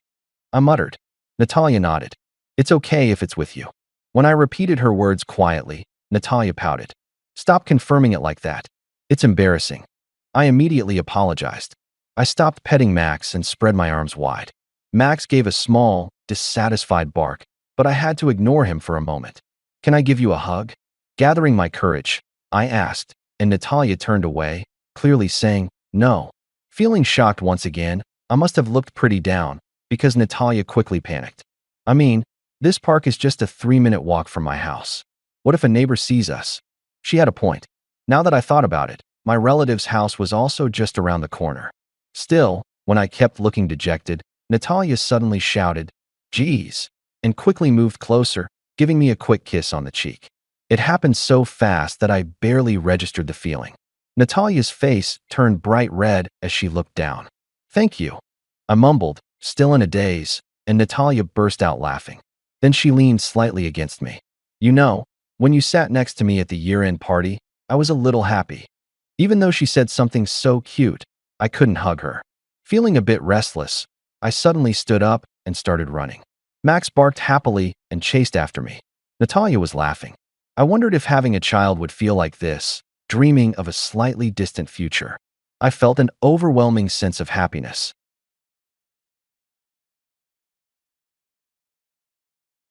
I'm James, in my 40s, and I work for a corporation.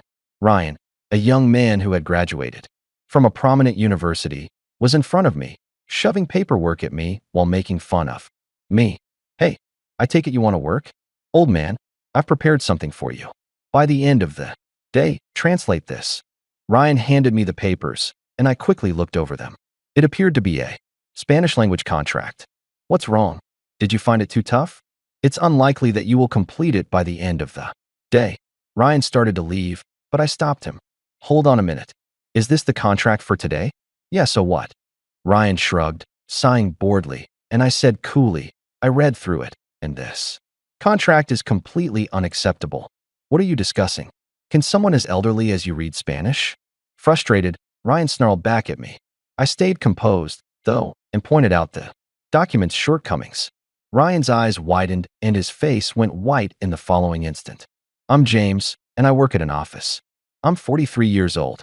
I have been employed in an overseas branch for the last 8 years, but today marks my first return to the main office, and I am a little anxious. My mom raised me as a single parent after I lost my dad when I was a little child.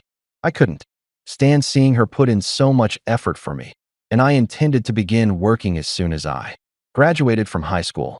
I did, however, work part-time at a nearby store while I finished my degree since my mother urged that I finish college. Following that, my mom got married again, and my stepfather, who was a foreigner, moved abroad with us. There, I went to a nearby university, but my stepfather vanished out of thin air. After I graduated, my mom and I returned to the United States together. That's when I joined my former company. Although the business was a manufacturing, the employees were all friendly and gave me a variety of work-related skills and knowledge. They urged me to acquire machine skills and technical knowledge, stating that it will be crucial in the future despite the fact that I was young and lacked practical experience. Despite the fact that my degree had nothing to do with the field, I was able to acquire technical and industrial knowledge because of them, even though I appreciate everything I learned there. The company eventually went bankrupt, so I had to shift jobs. My present employer hired me. I was eventually sent to an overseas branch as the branch manager after my skills and study. A broad experience were acknowledged. I was anxious about leaving my mother alone because I had always relied on her for assistance. But I pushed myself into my work every day because I wanted to live up to everyone's expectations. The branch's performance gradually improved as a result, and I was able to establish a solid rapport with the local employees. My accomplishments were acknowledged after 8 years of working in this manner, and I was told to go back to the main office. The branch staff was pleased to see me promoted, but they were sorry to see me go. For the first time in years, I said goodbye and went back to the main office because I thought the people who had developed so much during my absence would be more than capable of growing the branch. While I had been working hard overseas, the main office had moved to a new building, far more impressive than the one I remembered. Starting today, this building would be my workplace. With a mix of excitement and trepidation, I stepped into the pristine office. Having been away from the main office for so long, I didn't recognize any of the employees. It seemed there were only a handful of people left who knew me. One of them was the department head, Alex. Alex suggested that I start working as a regular employee first to get a feel for the company atmosphere.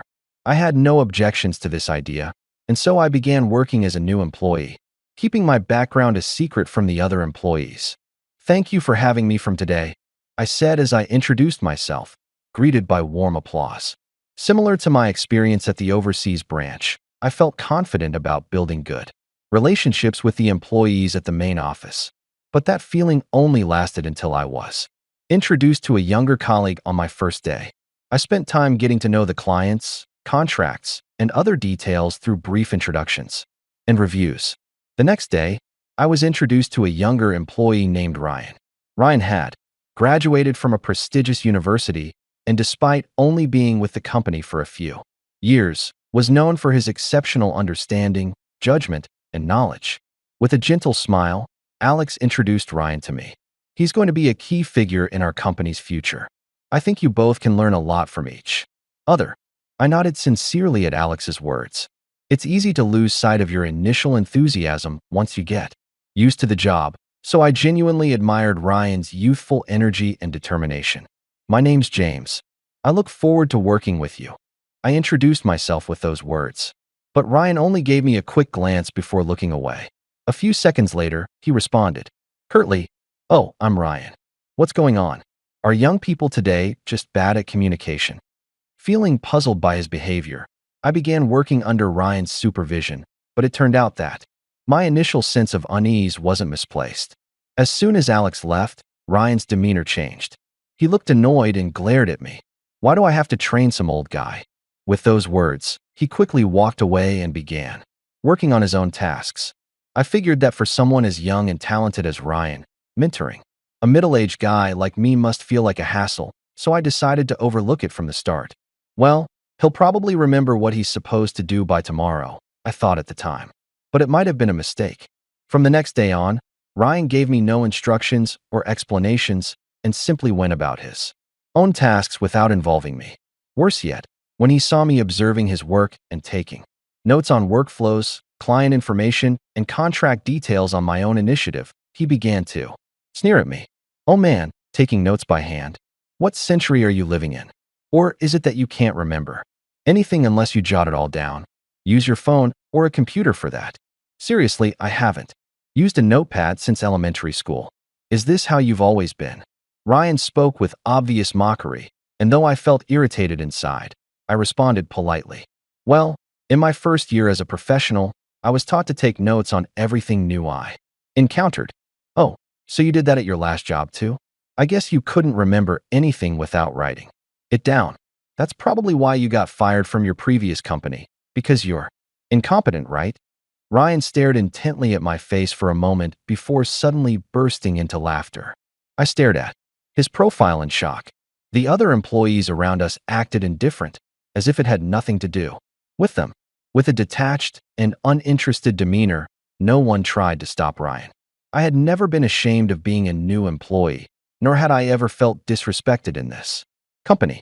If anything, I had always received words of encouragement and support. But it seemed that, in just 8 years, the company culture had completely changed. As I bit my lip in frustration, Ryan continued his verbal attacks. "Writing notes by hand? You won't be able to keep up with the pace of work like that. It's obvious. that someone is useless as you can't handle proper tasks. I'll make sure you only get the kind of simple work even a clueless guy like you can manage. Be grateful. Ryan called out to an employee passing by. Hey, that's for the next meeting, right? Let this old guy handle the copying. You can leave it to him. Hearing that, the employee hesitantly handed the document to Ryan. All right, no problem. Leave it to me, Ryan said. With those words, he thrust the documents into my hands. He shoved the papers so roughly that I nearly dropped them. Seeing this, Ryan glared at me and shouted angrily, Hey, you useless idiot. If you dare drop these important documents, you'll regret it. Then he piled a mountain of documents into my hands. Copying or cleaning doesn't require notes, does it? Or do you need notes on how to use a copier or a broom too? You're such an analog guy that you don't understand anything about machines. You're getting paid, so at least do this much work. I thought about responding, but when I saw the troubled expressions on the employees' faces, I decided it wasn't worth it and swallowed my words. Then, as I headed to the copier as instructed, Ryan hurried me along. Come on, hurry up. If you take your time, we'll run out of it. Even an old guy like you must have done copying before, right? Just get it done already. Holding back my frustration, I obeyed Ryan's orders. His arrogant behavior only escalated from there. Thinking I was just a middle-aged, new employee, he constantly looked down on me. He also took every opportunity to flaunt the fact that he had graduated from a prestigious university. His entire sense of judgment seemed to revolve around academic background, and his pride in being a top graduate was immense. Even so, I was now Ryan's junior coworker, and I had no choice but to endure the situation. Hey, old man, make sure there are enough drinks ready for the next meeting. I mean, do I really have to spell it out for you? Can't you figure out something that obvious? Stop wasting all those years of your life. As Ryan passed by, he deliberately bumped into my shoulder, laughing loudly as he returned to his desk. It seemed my collision with the wall was visible from the hallway, as an employee who had been with the company for years and was on his way to meet a client looked at me with a surprised expression. Wait, is that you, James? When did you come back? Oh, Nick. It's been a while. He used to be one of my team members, but now he held a respectable position in the company. Nick quickly realized that Ryan had deliberately bumped into me, and with a frown, he started to call out to Ryan. Hey, you there? Wait, it's fine. He's my boss now. More importantly, are you okay on time? I pointed to the clock. Nick, startled, quickly said goodbye and left. Following Ryan's instructions, I headed to the break room to prepare the drinks, but Ryan's harassment continued daily. After that, he made me staple hundreds of documents for meetings, shred piles of unnecessary paper, and haul bags of shredded paper to the trash. He instructed me to procure dozens of umbrellas for visitors and urgently gather helmets for site inspections, constantly assigning me only trivial tasks. That wasn't the end of it. He would give me meeting times that were 10 minutes late, exclude me from important updates, and even configure the email system to withhold critical work emails from me. His behavior escalated more and more over time. It's one thing to dislike me, but stop creating issues that interfere with work. When I confronted him about it, he lashed out at me instead. Who the hell do you think you are?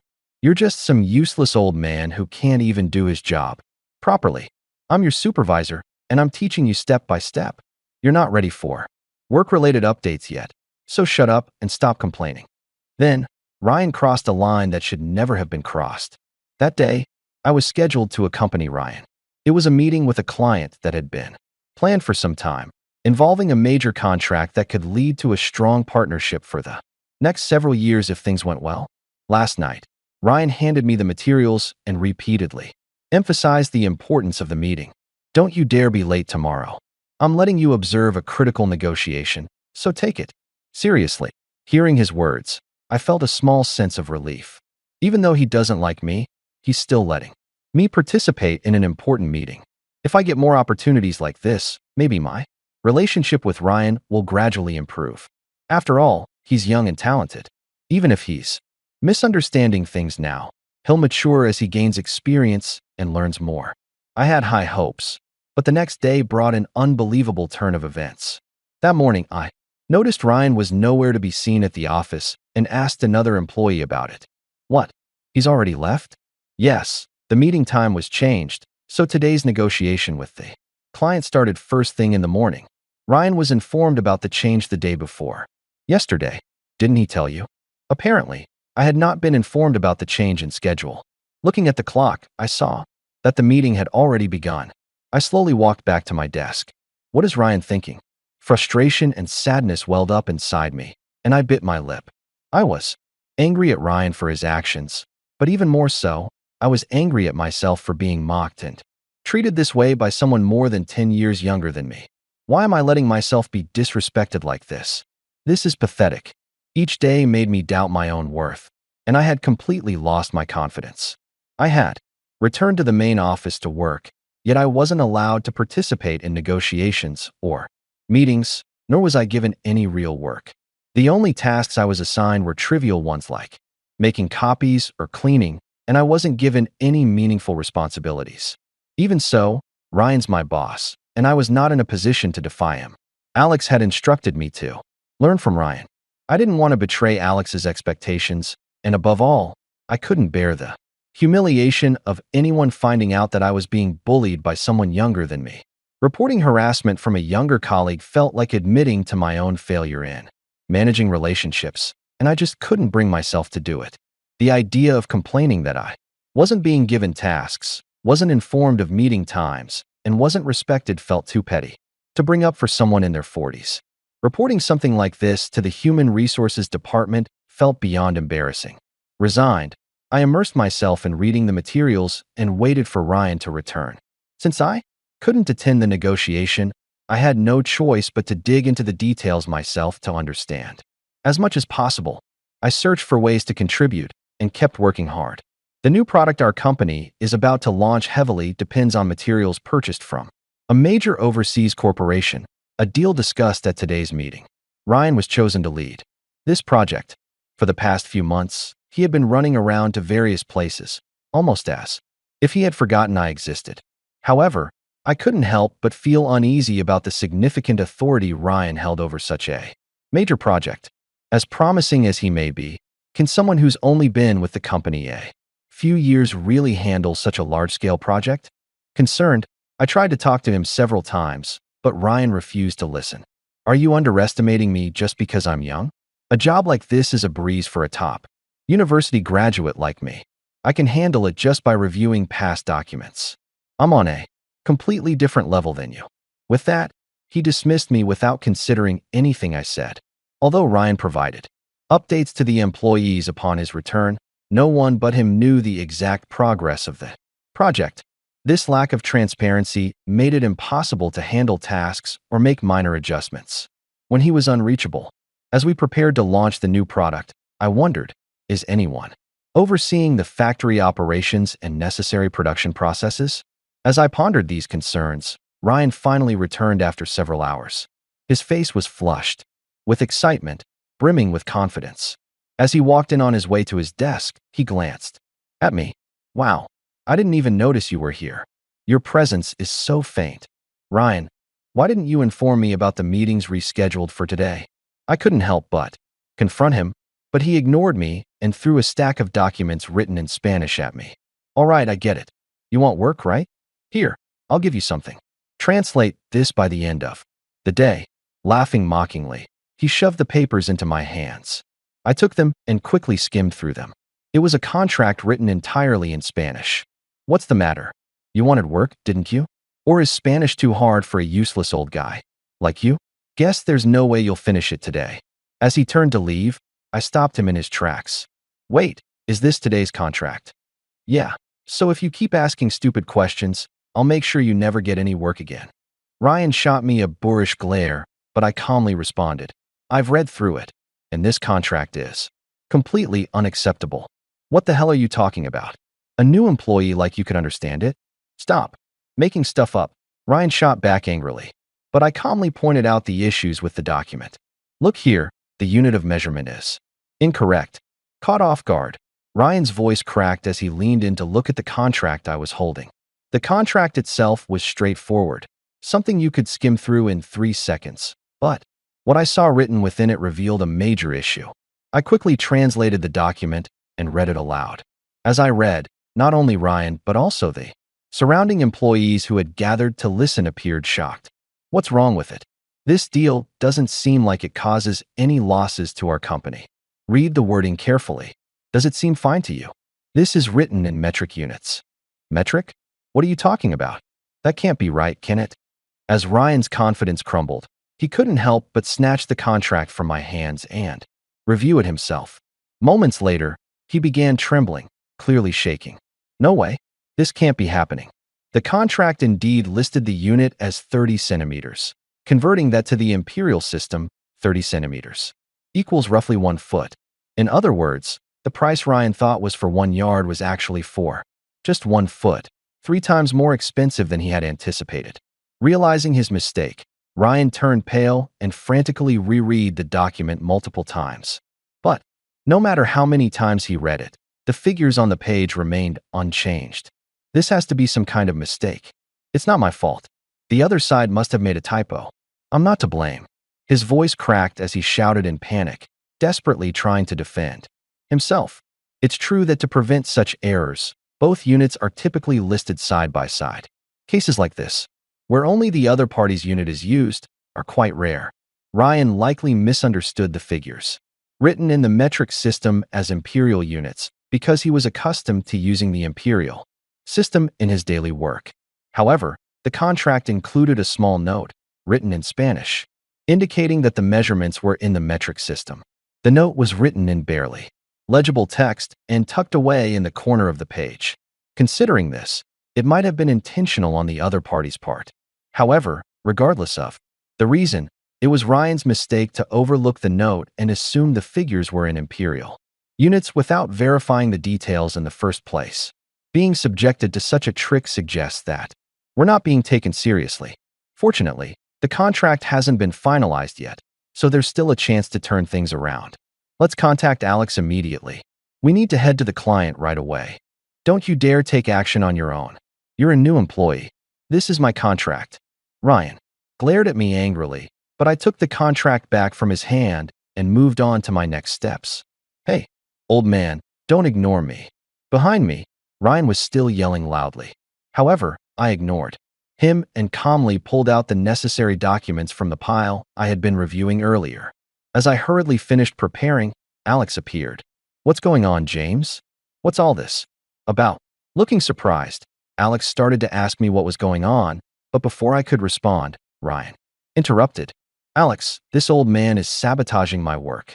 He's just a new employee, jealous of me, a prestigious university graduate, and trying to undermine me. He's the one ruining the deal I worked so hard to secure. Ryan's face was a mix of anger, frustration, and panic. He continued ranting.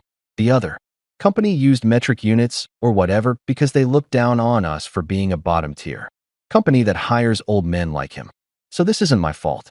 It's his. He's the one to blame. Alex, you need to say something to him too. His rambling accusations were so incoherent that even he didn't seem to understand what he was saying anymore. Ryan was desperately trying to pin all the blame on me. The sight of his frantic and undignified behavior was pitiful, completely lacking the intellect you'd expect from someone with his academic background. Rather than feeling angry, I found myself pitying him. Ignoring Ryan's outbursts, I turned to Alex and explained the situation concisely. Alex, there's an issue with the contract. Here's the translated content. I've also prepared similar documents from past deals for comparison.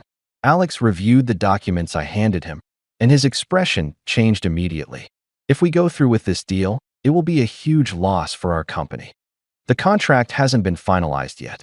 I'm planning to head to the client now to address this. Hearing this, Ryan regained some composure and stepped forward aggressively. Hey, this is my contract. Don't you dare steal it from me. Ryan, keep quiet. Without even glancing at Ryan, Alex silenced him with a single remark. Should I go with you to the client? That would be reassuring. Please do. I faced Alex's words directly and took them to heart. I called the client, then began speaking in fluent, seamless Spanish. The surrounding employees watched in astonishment, but I didn't have time to acknowledge them. Once I confirmed the appointment, I informed Alex and grabbed the keys to a company car at his desk. Ryan sat, pale and stunned, unable to move. However, we didn't have time to worry about him and quickly left for the client. In the end, I was able to negotiate successfully with the client. We reached a mutually satisfactory agreement and shook hands. At first, the other side looked down on me and Alex, assuming we were there to replace Ryan. But once they heard my fluent Spanish, their attitude quickly shifted, and they treated the deal as an equal transaction. According to them, they never intended to play any tricks from the start. However, when they presented the contract without any imperial units, Ryan didn't notice the issue. Instead, he responded with excitement, thinking he was about to land such a great deal. Before this, Ryan had been treating the other company with a condescending attitude, which had caused some discomfort. As a result, the other party had silently watched, amused, without pointing out Ryan's mistake, wondering whether he would really go ahead and sign such a ridiculous deal.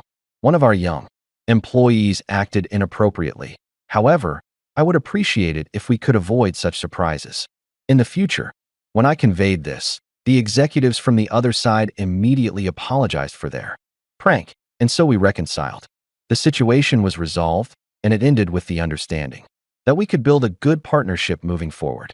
Back at the main office, I reported to the employees who had been anxiously waiting for us, telling them that the contract had been successfully finalized. Of course, I made sure to mention that the amount had been corrected, and everyone broke into applause. However, there was one exception: Ryan, who remained slumped at his desk with his face hidden. Suddenly, stood up with a loud noise and stood in front of me. In the end, you just stole my credit, didn't you, old man? Ryan complained, but not a single person sided with him. Ryan, calm down and listen, I said, taking over from Alex. I said this calmly. Do you understand how much trouble you've caused for everyone around you? At my question, Ryan flinched, but he quickly adopted a childish expression and retorted, "What's with that tone? That was my contract. You call it a mistake, but it was just a misunderstanding, and the other side was playing tricks. I'm not at fault. I could have handled it myself, but you just took it away from me." "Enough, Ryan," I said sharply. Ryan froze, looking confused. He must have been surprised since I had never raised my voice like this since returning to the company. If you had been working with the other employees to move the deal forward, someone would have noticed and stopped it.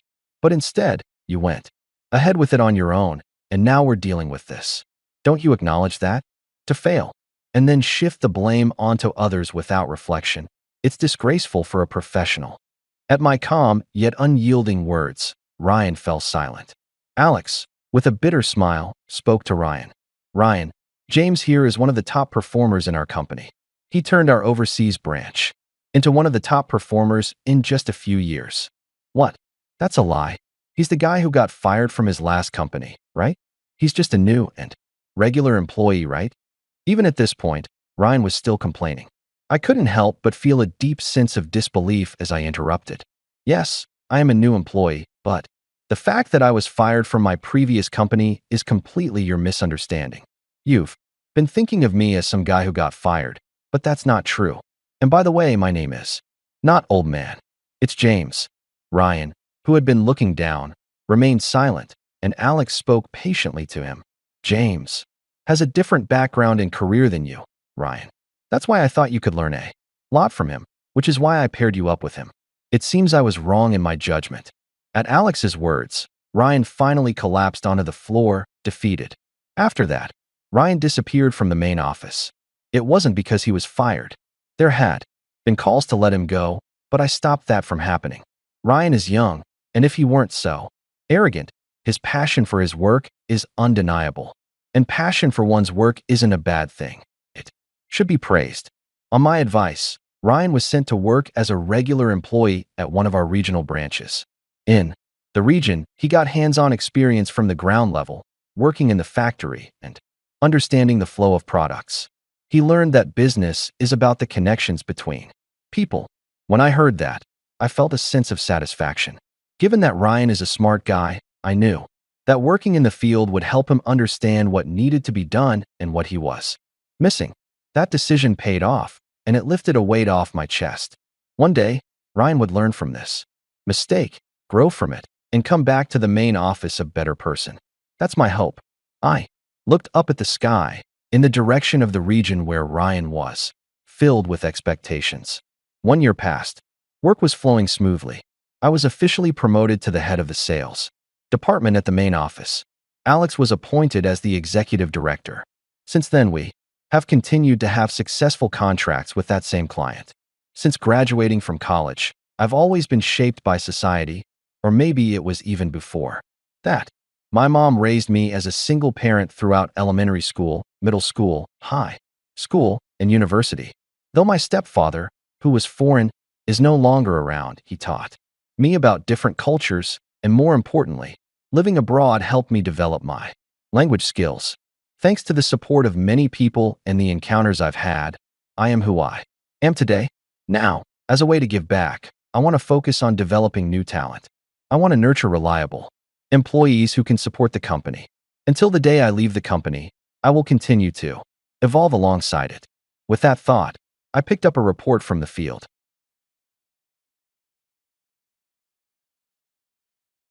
Kevin is my name. I started working for the company I currently work for after I graduated from high school.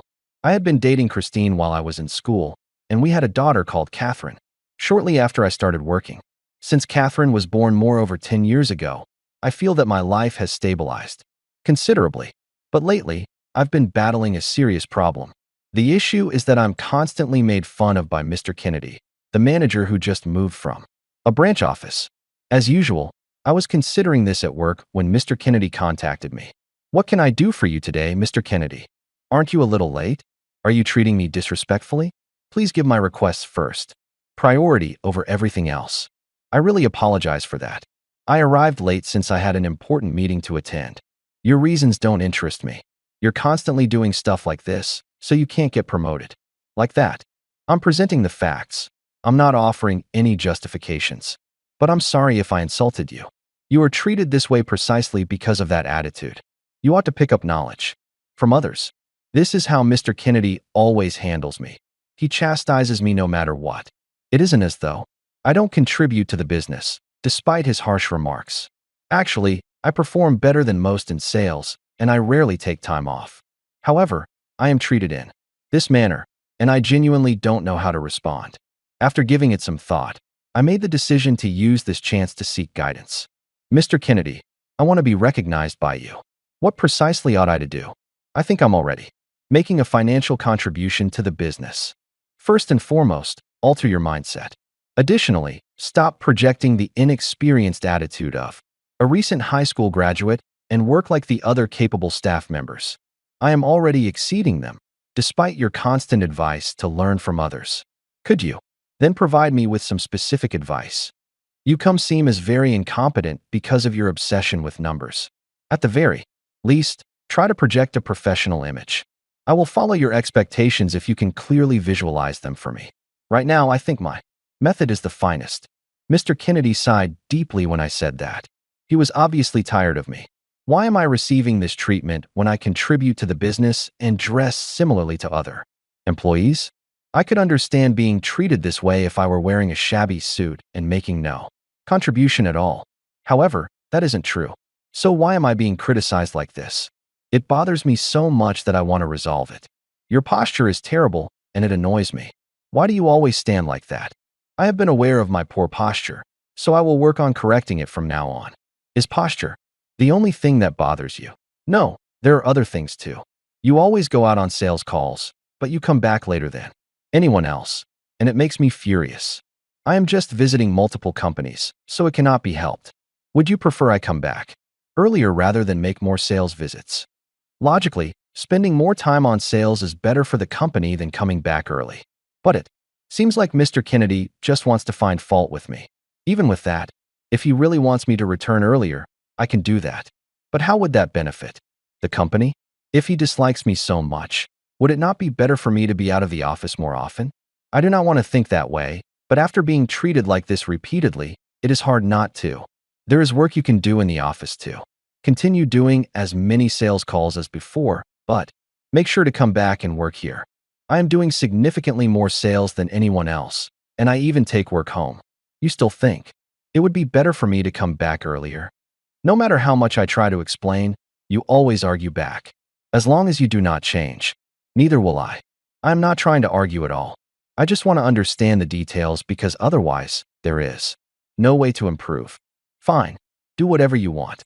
But remember, I will not forget that you talk back to me. So be prepared. I was not trying to be defiant. Mr. Kennedy walked away without giving me a chance to explain. Why am I not being recognized despite working harder than anyone else and achieving results? While dressing like everyone else. Mr. Kennedy always looks down on me for being a high school graduate. But is that really such a big problem?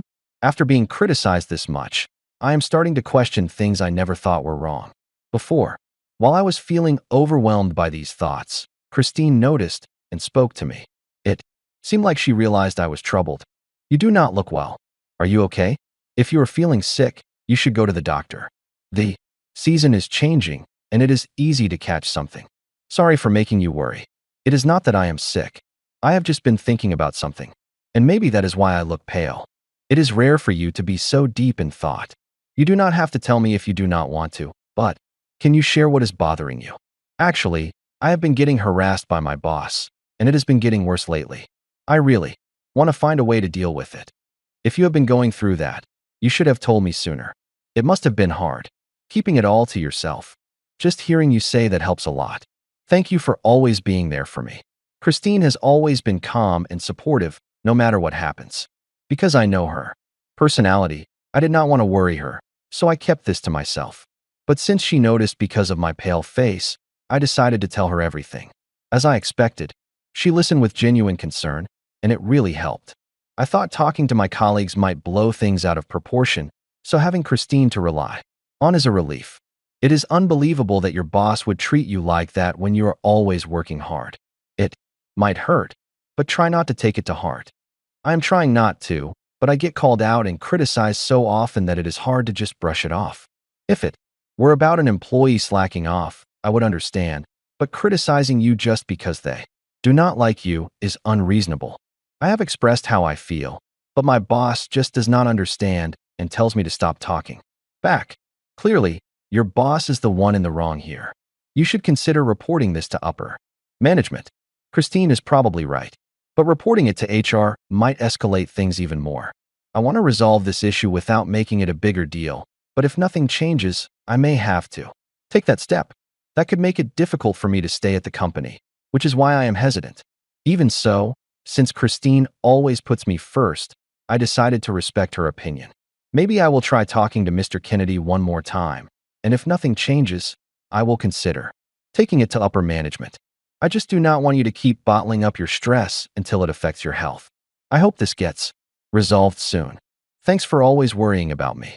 I know I cannot keep going like this, so I will try to resolve it as soon as possible.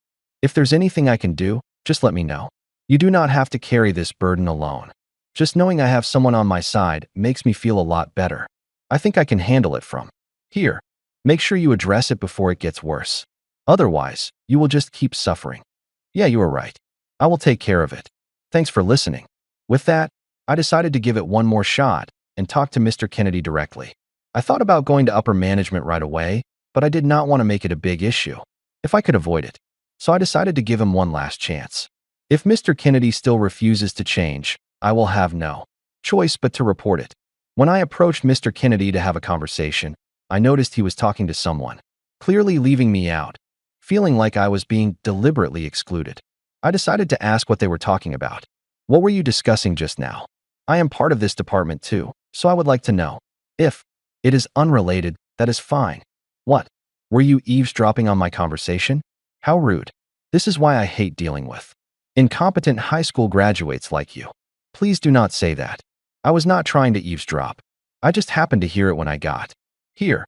There you go again with your excuses. You probably did it on purpose, didn't you? That attitude of yours really annoys me. Why do you never believe what I say? I just arrived here and wanted to know what the conversation was about. There you go again. Fine. I will tell you what we were discussing. This is a rare opportunity, so listen up. Why do I have to be treated like this just for asking what the conversation was about?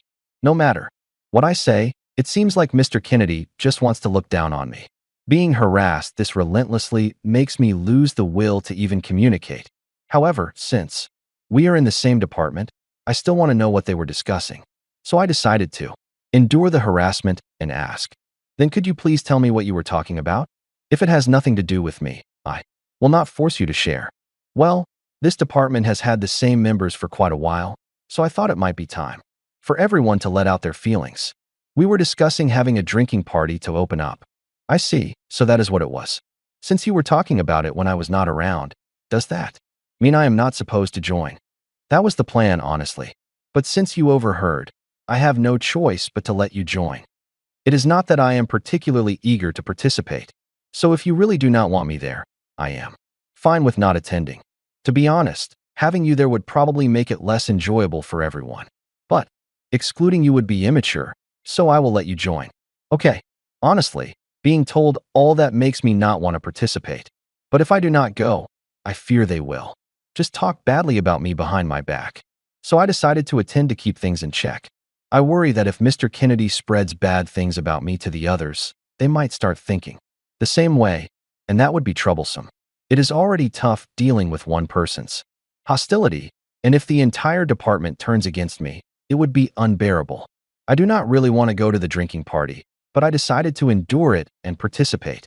All right, I will join. Please let me know the time and place once they are decided. Fine, but do not expect us to actually be there at the time and place I give you. I will share some kind of information at least. Understood. Hearing that makes me anxious about going to the designated place. Still, since I have no allies in this department, I have no choice but to go where Mr. Kennedy tells me. While I was feeling uneasy, the time and location for the drinking party were shared in the department chat, which everyone could see. Since it was posted where the entire team could read it, I assumed it was accurate. However, right after that message was sent, Mr. Kennedy came over to me. I was planning to send you false information, but I accidentally shared it where everyone could see. Well, whatever. Just make sure you attend. So that was your plan after all. All right, since I now have the correct information, I will be there. Just know that since you are coming, you will be hearing some harsh comments that usually go unsaid. If you are prepared for that, then go ahead. Honestly, I would rather hear it to my face than have it said behind my back. So I will just put up with it. I cannot understand what goes on in the mind of a high school graduate like you. Why are you even in this company? And so, despite the rude remarks from Mr. Kennedy, I ended up agreeing to attend the drinking party. I thought attending would help keep things under control, but it seems it may have had the opposite effect. Still, after saying I would participate, I cannot back out now. If I suddenly decided not to go after all that, I would just get criticized even more. I decided to let Christine know that I was going to the drinking party. Actually, I tried to talk to Mr. Kennedy, but things took a different turn. And now there's going to be a drinking party. I will talk to him properly after that. Are you sure it is okay to attend a drinking party with Mr. Kennedy? If he gets drunk, he might say even more awful things. It seems like that is pretty much guaranteed. But I would rather hear it directly than have him badmouth me when I am not there. I get that gossiping behind someone's back is awful, but putting yourself through that seems too much. If you really hate it, you do not have to go. I figured that maybe being upfront with him during the party could change things. I thought it might be worth trying to see if I can improve the situation. Now that you mention it, that could work. Alcohol might make it easier to speak honestly, and maybe you can bridge the gap with him. After hearing my reasoning, Christine, who was initially against it, came around to the idea. Christine is much smarter than I am, always considering things from different angles. Since she understood my point of view, it made me feel that I was not entirely wrong. Knowing that Christine supports me gave me a bit more motivation. If this drinking party can help improve my relationship with Mr. Kennedy, it might be worth it. I really do not know how it will turn out, but I will try my best at the party. If it goes well, it might make things easier in the future. Still, if it becomes unbearable, do not force yourself. Just come home right away. Yeah, I will not push myself too hard. If I feel like the insults are getting out of hand, I will leave immediately. You do not have to keep working in a place that makes you miserable. If it gets too much, it is okay to quit. If things do not improve at all, I will start thinking about changing jobs. Thanks for always being there for me. After talking with Christine, I made up my mind to attend the drinking party. After some time had passed at the drinking party, Mr. Kennedy came up to me. I figured he would approach me at some point, but it happened much sooner than I expected. He seemed pretty drunk. What was he going to say? Hey, why are you even here? I do not get why someone like you is part of this company. What on earth was HR thinking when they hired you? You do not have to go that far. I am doing my best, so please evaluate me based on my performance. A useless high school graduate like you. Of course, your daughter is going to end up just as dumb. Just a guess, but she is probably working with just a high school diploma too, right? No, actually. My daughter Catherine only graduated from middle school and is working. In terms of education, I guess I rank higher. But honestly, Catherine is much more competent than I am. When I said that, Mr. Kennedy burst out laughing loudly, his voice echoing throughout the venue. Apparently, he found it hilarious that Catherine was working after graduating from middle school. Catherine works hard despite being a middle school graduate. So why does she have to be laughed at? Thinking that, I decided to stand up for Catherine. It sounds like you are looking down on Catherine, but she works harder than anyone else. You should not judge her like that. I have heard the saying like father, like son, but I did not expect like father, even worse. Daughter, you do not need to say that. Catherine is more capable than most college graduates and is doing just fine in the working world. You only think that because she is your daughter.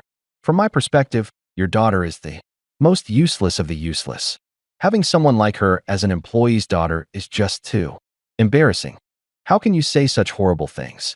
Catherine works harder than anyone. Please take a look at her abilities before making such judgments.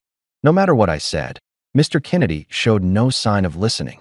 While I was trying to figure out how to handle the situation, Mr. Kennedy, still high-spirited, started talking again. We are going to have a family gathering soon, so make sure you attend. Bring your whole family. I want to see what your daughter is like. I do not mind attending a family event, but you will not make any rude remarks toward Catherine, will you? If that is the case, I will bring her. Do I seem like the kind of person who would do that? I would never, so just relax and make sure Catherine is there, okay? And so, I ended up agreeing to bring both Christine and Catherine to the family gathering. Since this was so unexpected, I decided to explain the situation to Christine and Catherine. I did not know how they would react, but since I had already agreed, we could not back out. Hey, I know this is sudden, but my company is going to have a family gathering soon, and I would like both of you to come. Is that okay? I have never heard of a family gathering at your company before. Is this something new? I do. Not mind participating, though. I have never been to something like that either, but if it is okay for me to join, I will go. But why? Do you look so down, Dad?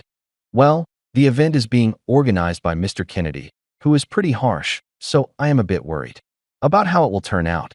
But I already said we would participate. If you have already agreed, there is no point in being scared now. I will go too and try talking to Mr. Kennedy myself. Got it. Thanks, Christine. I will let Mr. Kennedy know that all three of us will be there. I'm kind of curious to see what kind of person this Mr. Kennedy is. With their approval, we decided to attend the family gathering together. Mr. Kennedy promised not to make any rude comments to my family, but there was no guarantee he would actually keep that promise. Thinking about that, we headed to the venue, which was surprisingly spacious.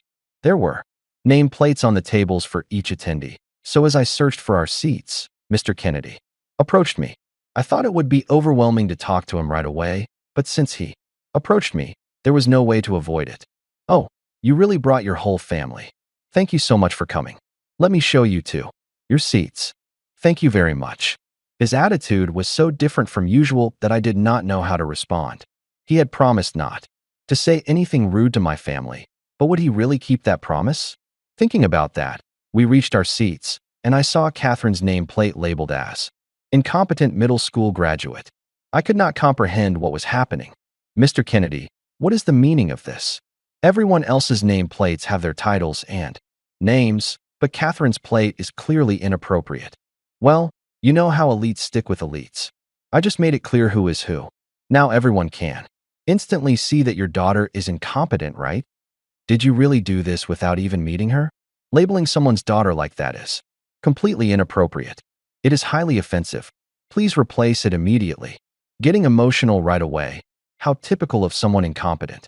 This is why I hate dealing with high school graduates. Your daughter clearly gives off that same incompetent vibe. How can you say something like that right to her face? Any decent adult would know better. Are you sure it is okay to talk to your manager like that? Just because we are at a family gathering does not change our work relationship. It could affect your promotion. Mr. Kennedy was relentlessly using his position to belittle me. If it were just the usual atmosphere, I might have been able to endure it. But being insulted like this in front of my family made me truly angry. Plus, this time it was not just about me. Catherine was being dragged into it as well. Why does she have to be treated like this just because she did not go to high school?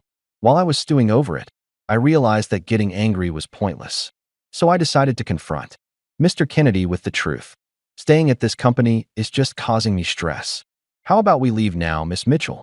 Yes, I think this company is hopeless. It would be better to switch to another one as soon as possible. As Christine and I were having this conversation, Mr. Kennedy looked utterly shocked. He seemed completely at a loss, unable to grasp what was happening. Curious about what was going on, Mr. Kennedy interrupted our conversation. Wait a minute. What do you mean by Ms. Mitchell?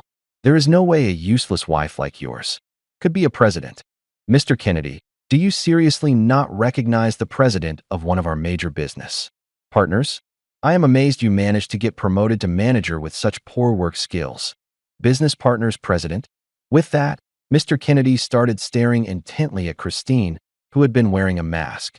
Then, realizing that Christine was actually Ms. Mitchell, the president of a major client, his face turned pale. It was no wonder. He had just discovered that the wife of the subordinate he always looked down on was actually the president of a key client. Why is Ms. Mitchell here?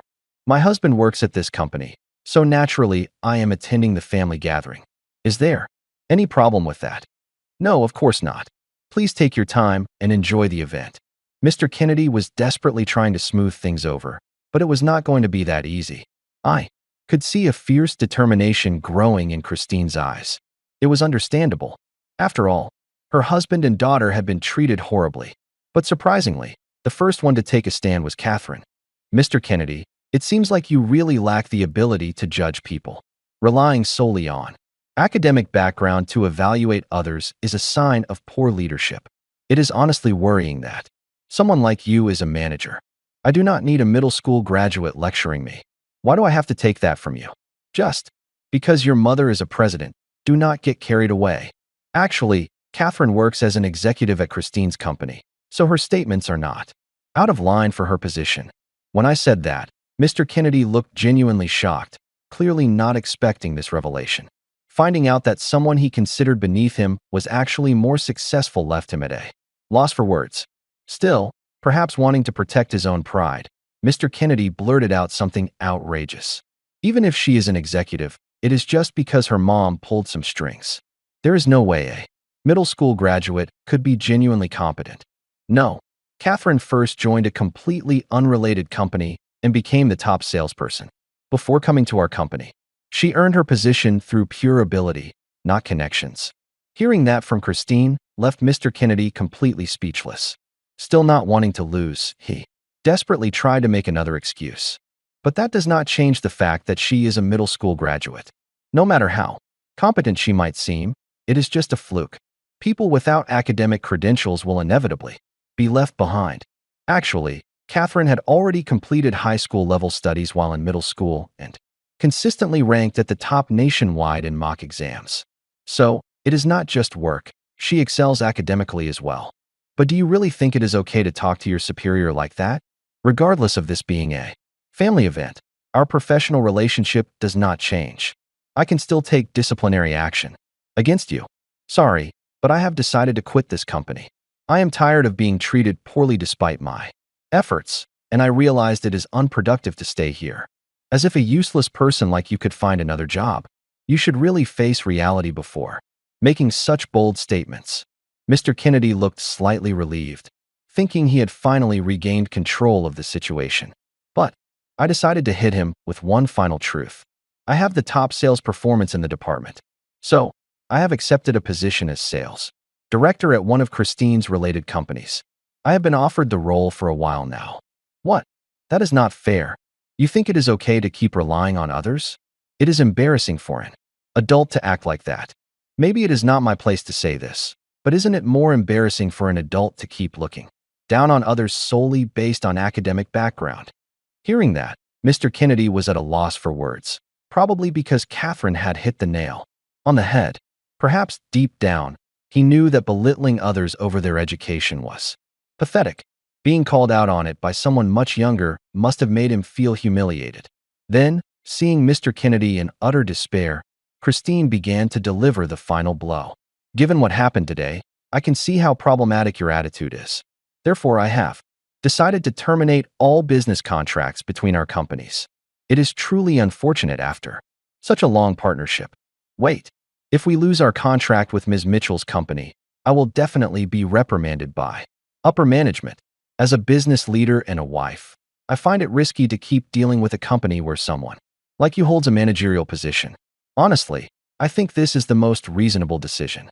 A company where Mr. Kennedy constantly looks down on others and mistreats his subordinates is bound to have a high turnover rate. It is better to avoid working with such a place. No way. Treating your subordinates poorly every day and making rude comments to their families. I will make sure to report all of this to your upper management. Please, anything but that. I understand if the contract is terminated, but is it really necessary to inform the upper management? Mr. Kennedy was desperately trying to make excuses, hoping to somehow escape the consequences of the contract termination. It was clear that he was panicking now that he realized a direct report would be made. However, if we just ended the contract without reporting it, it could end up being Christine's responsibility. So it could not be helped. If you did not want upper management to hear about this, you should not have acted that way in the first place. If you want to blame someone, blame your past self. No, please. Once again, Catherine hit him with a straightforward argument, leaving Mr. Kennedy speechless. He fell to his knees, unable to say a word. Just as Christine had declared, she reported the contract termination and the reasons behind it to the company's upper management. The same day that Christine made the report, Mr. Kennedy faced disciplinary action. Taking responsibility, Mr. Kennedy was demoted and sent to a regional branch as a regular employee. However, feeling too embarrassed to stay, he ultimately resigned. I successfully changed jobs. So from now on, I plan to work freely and do my best.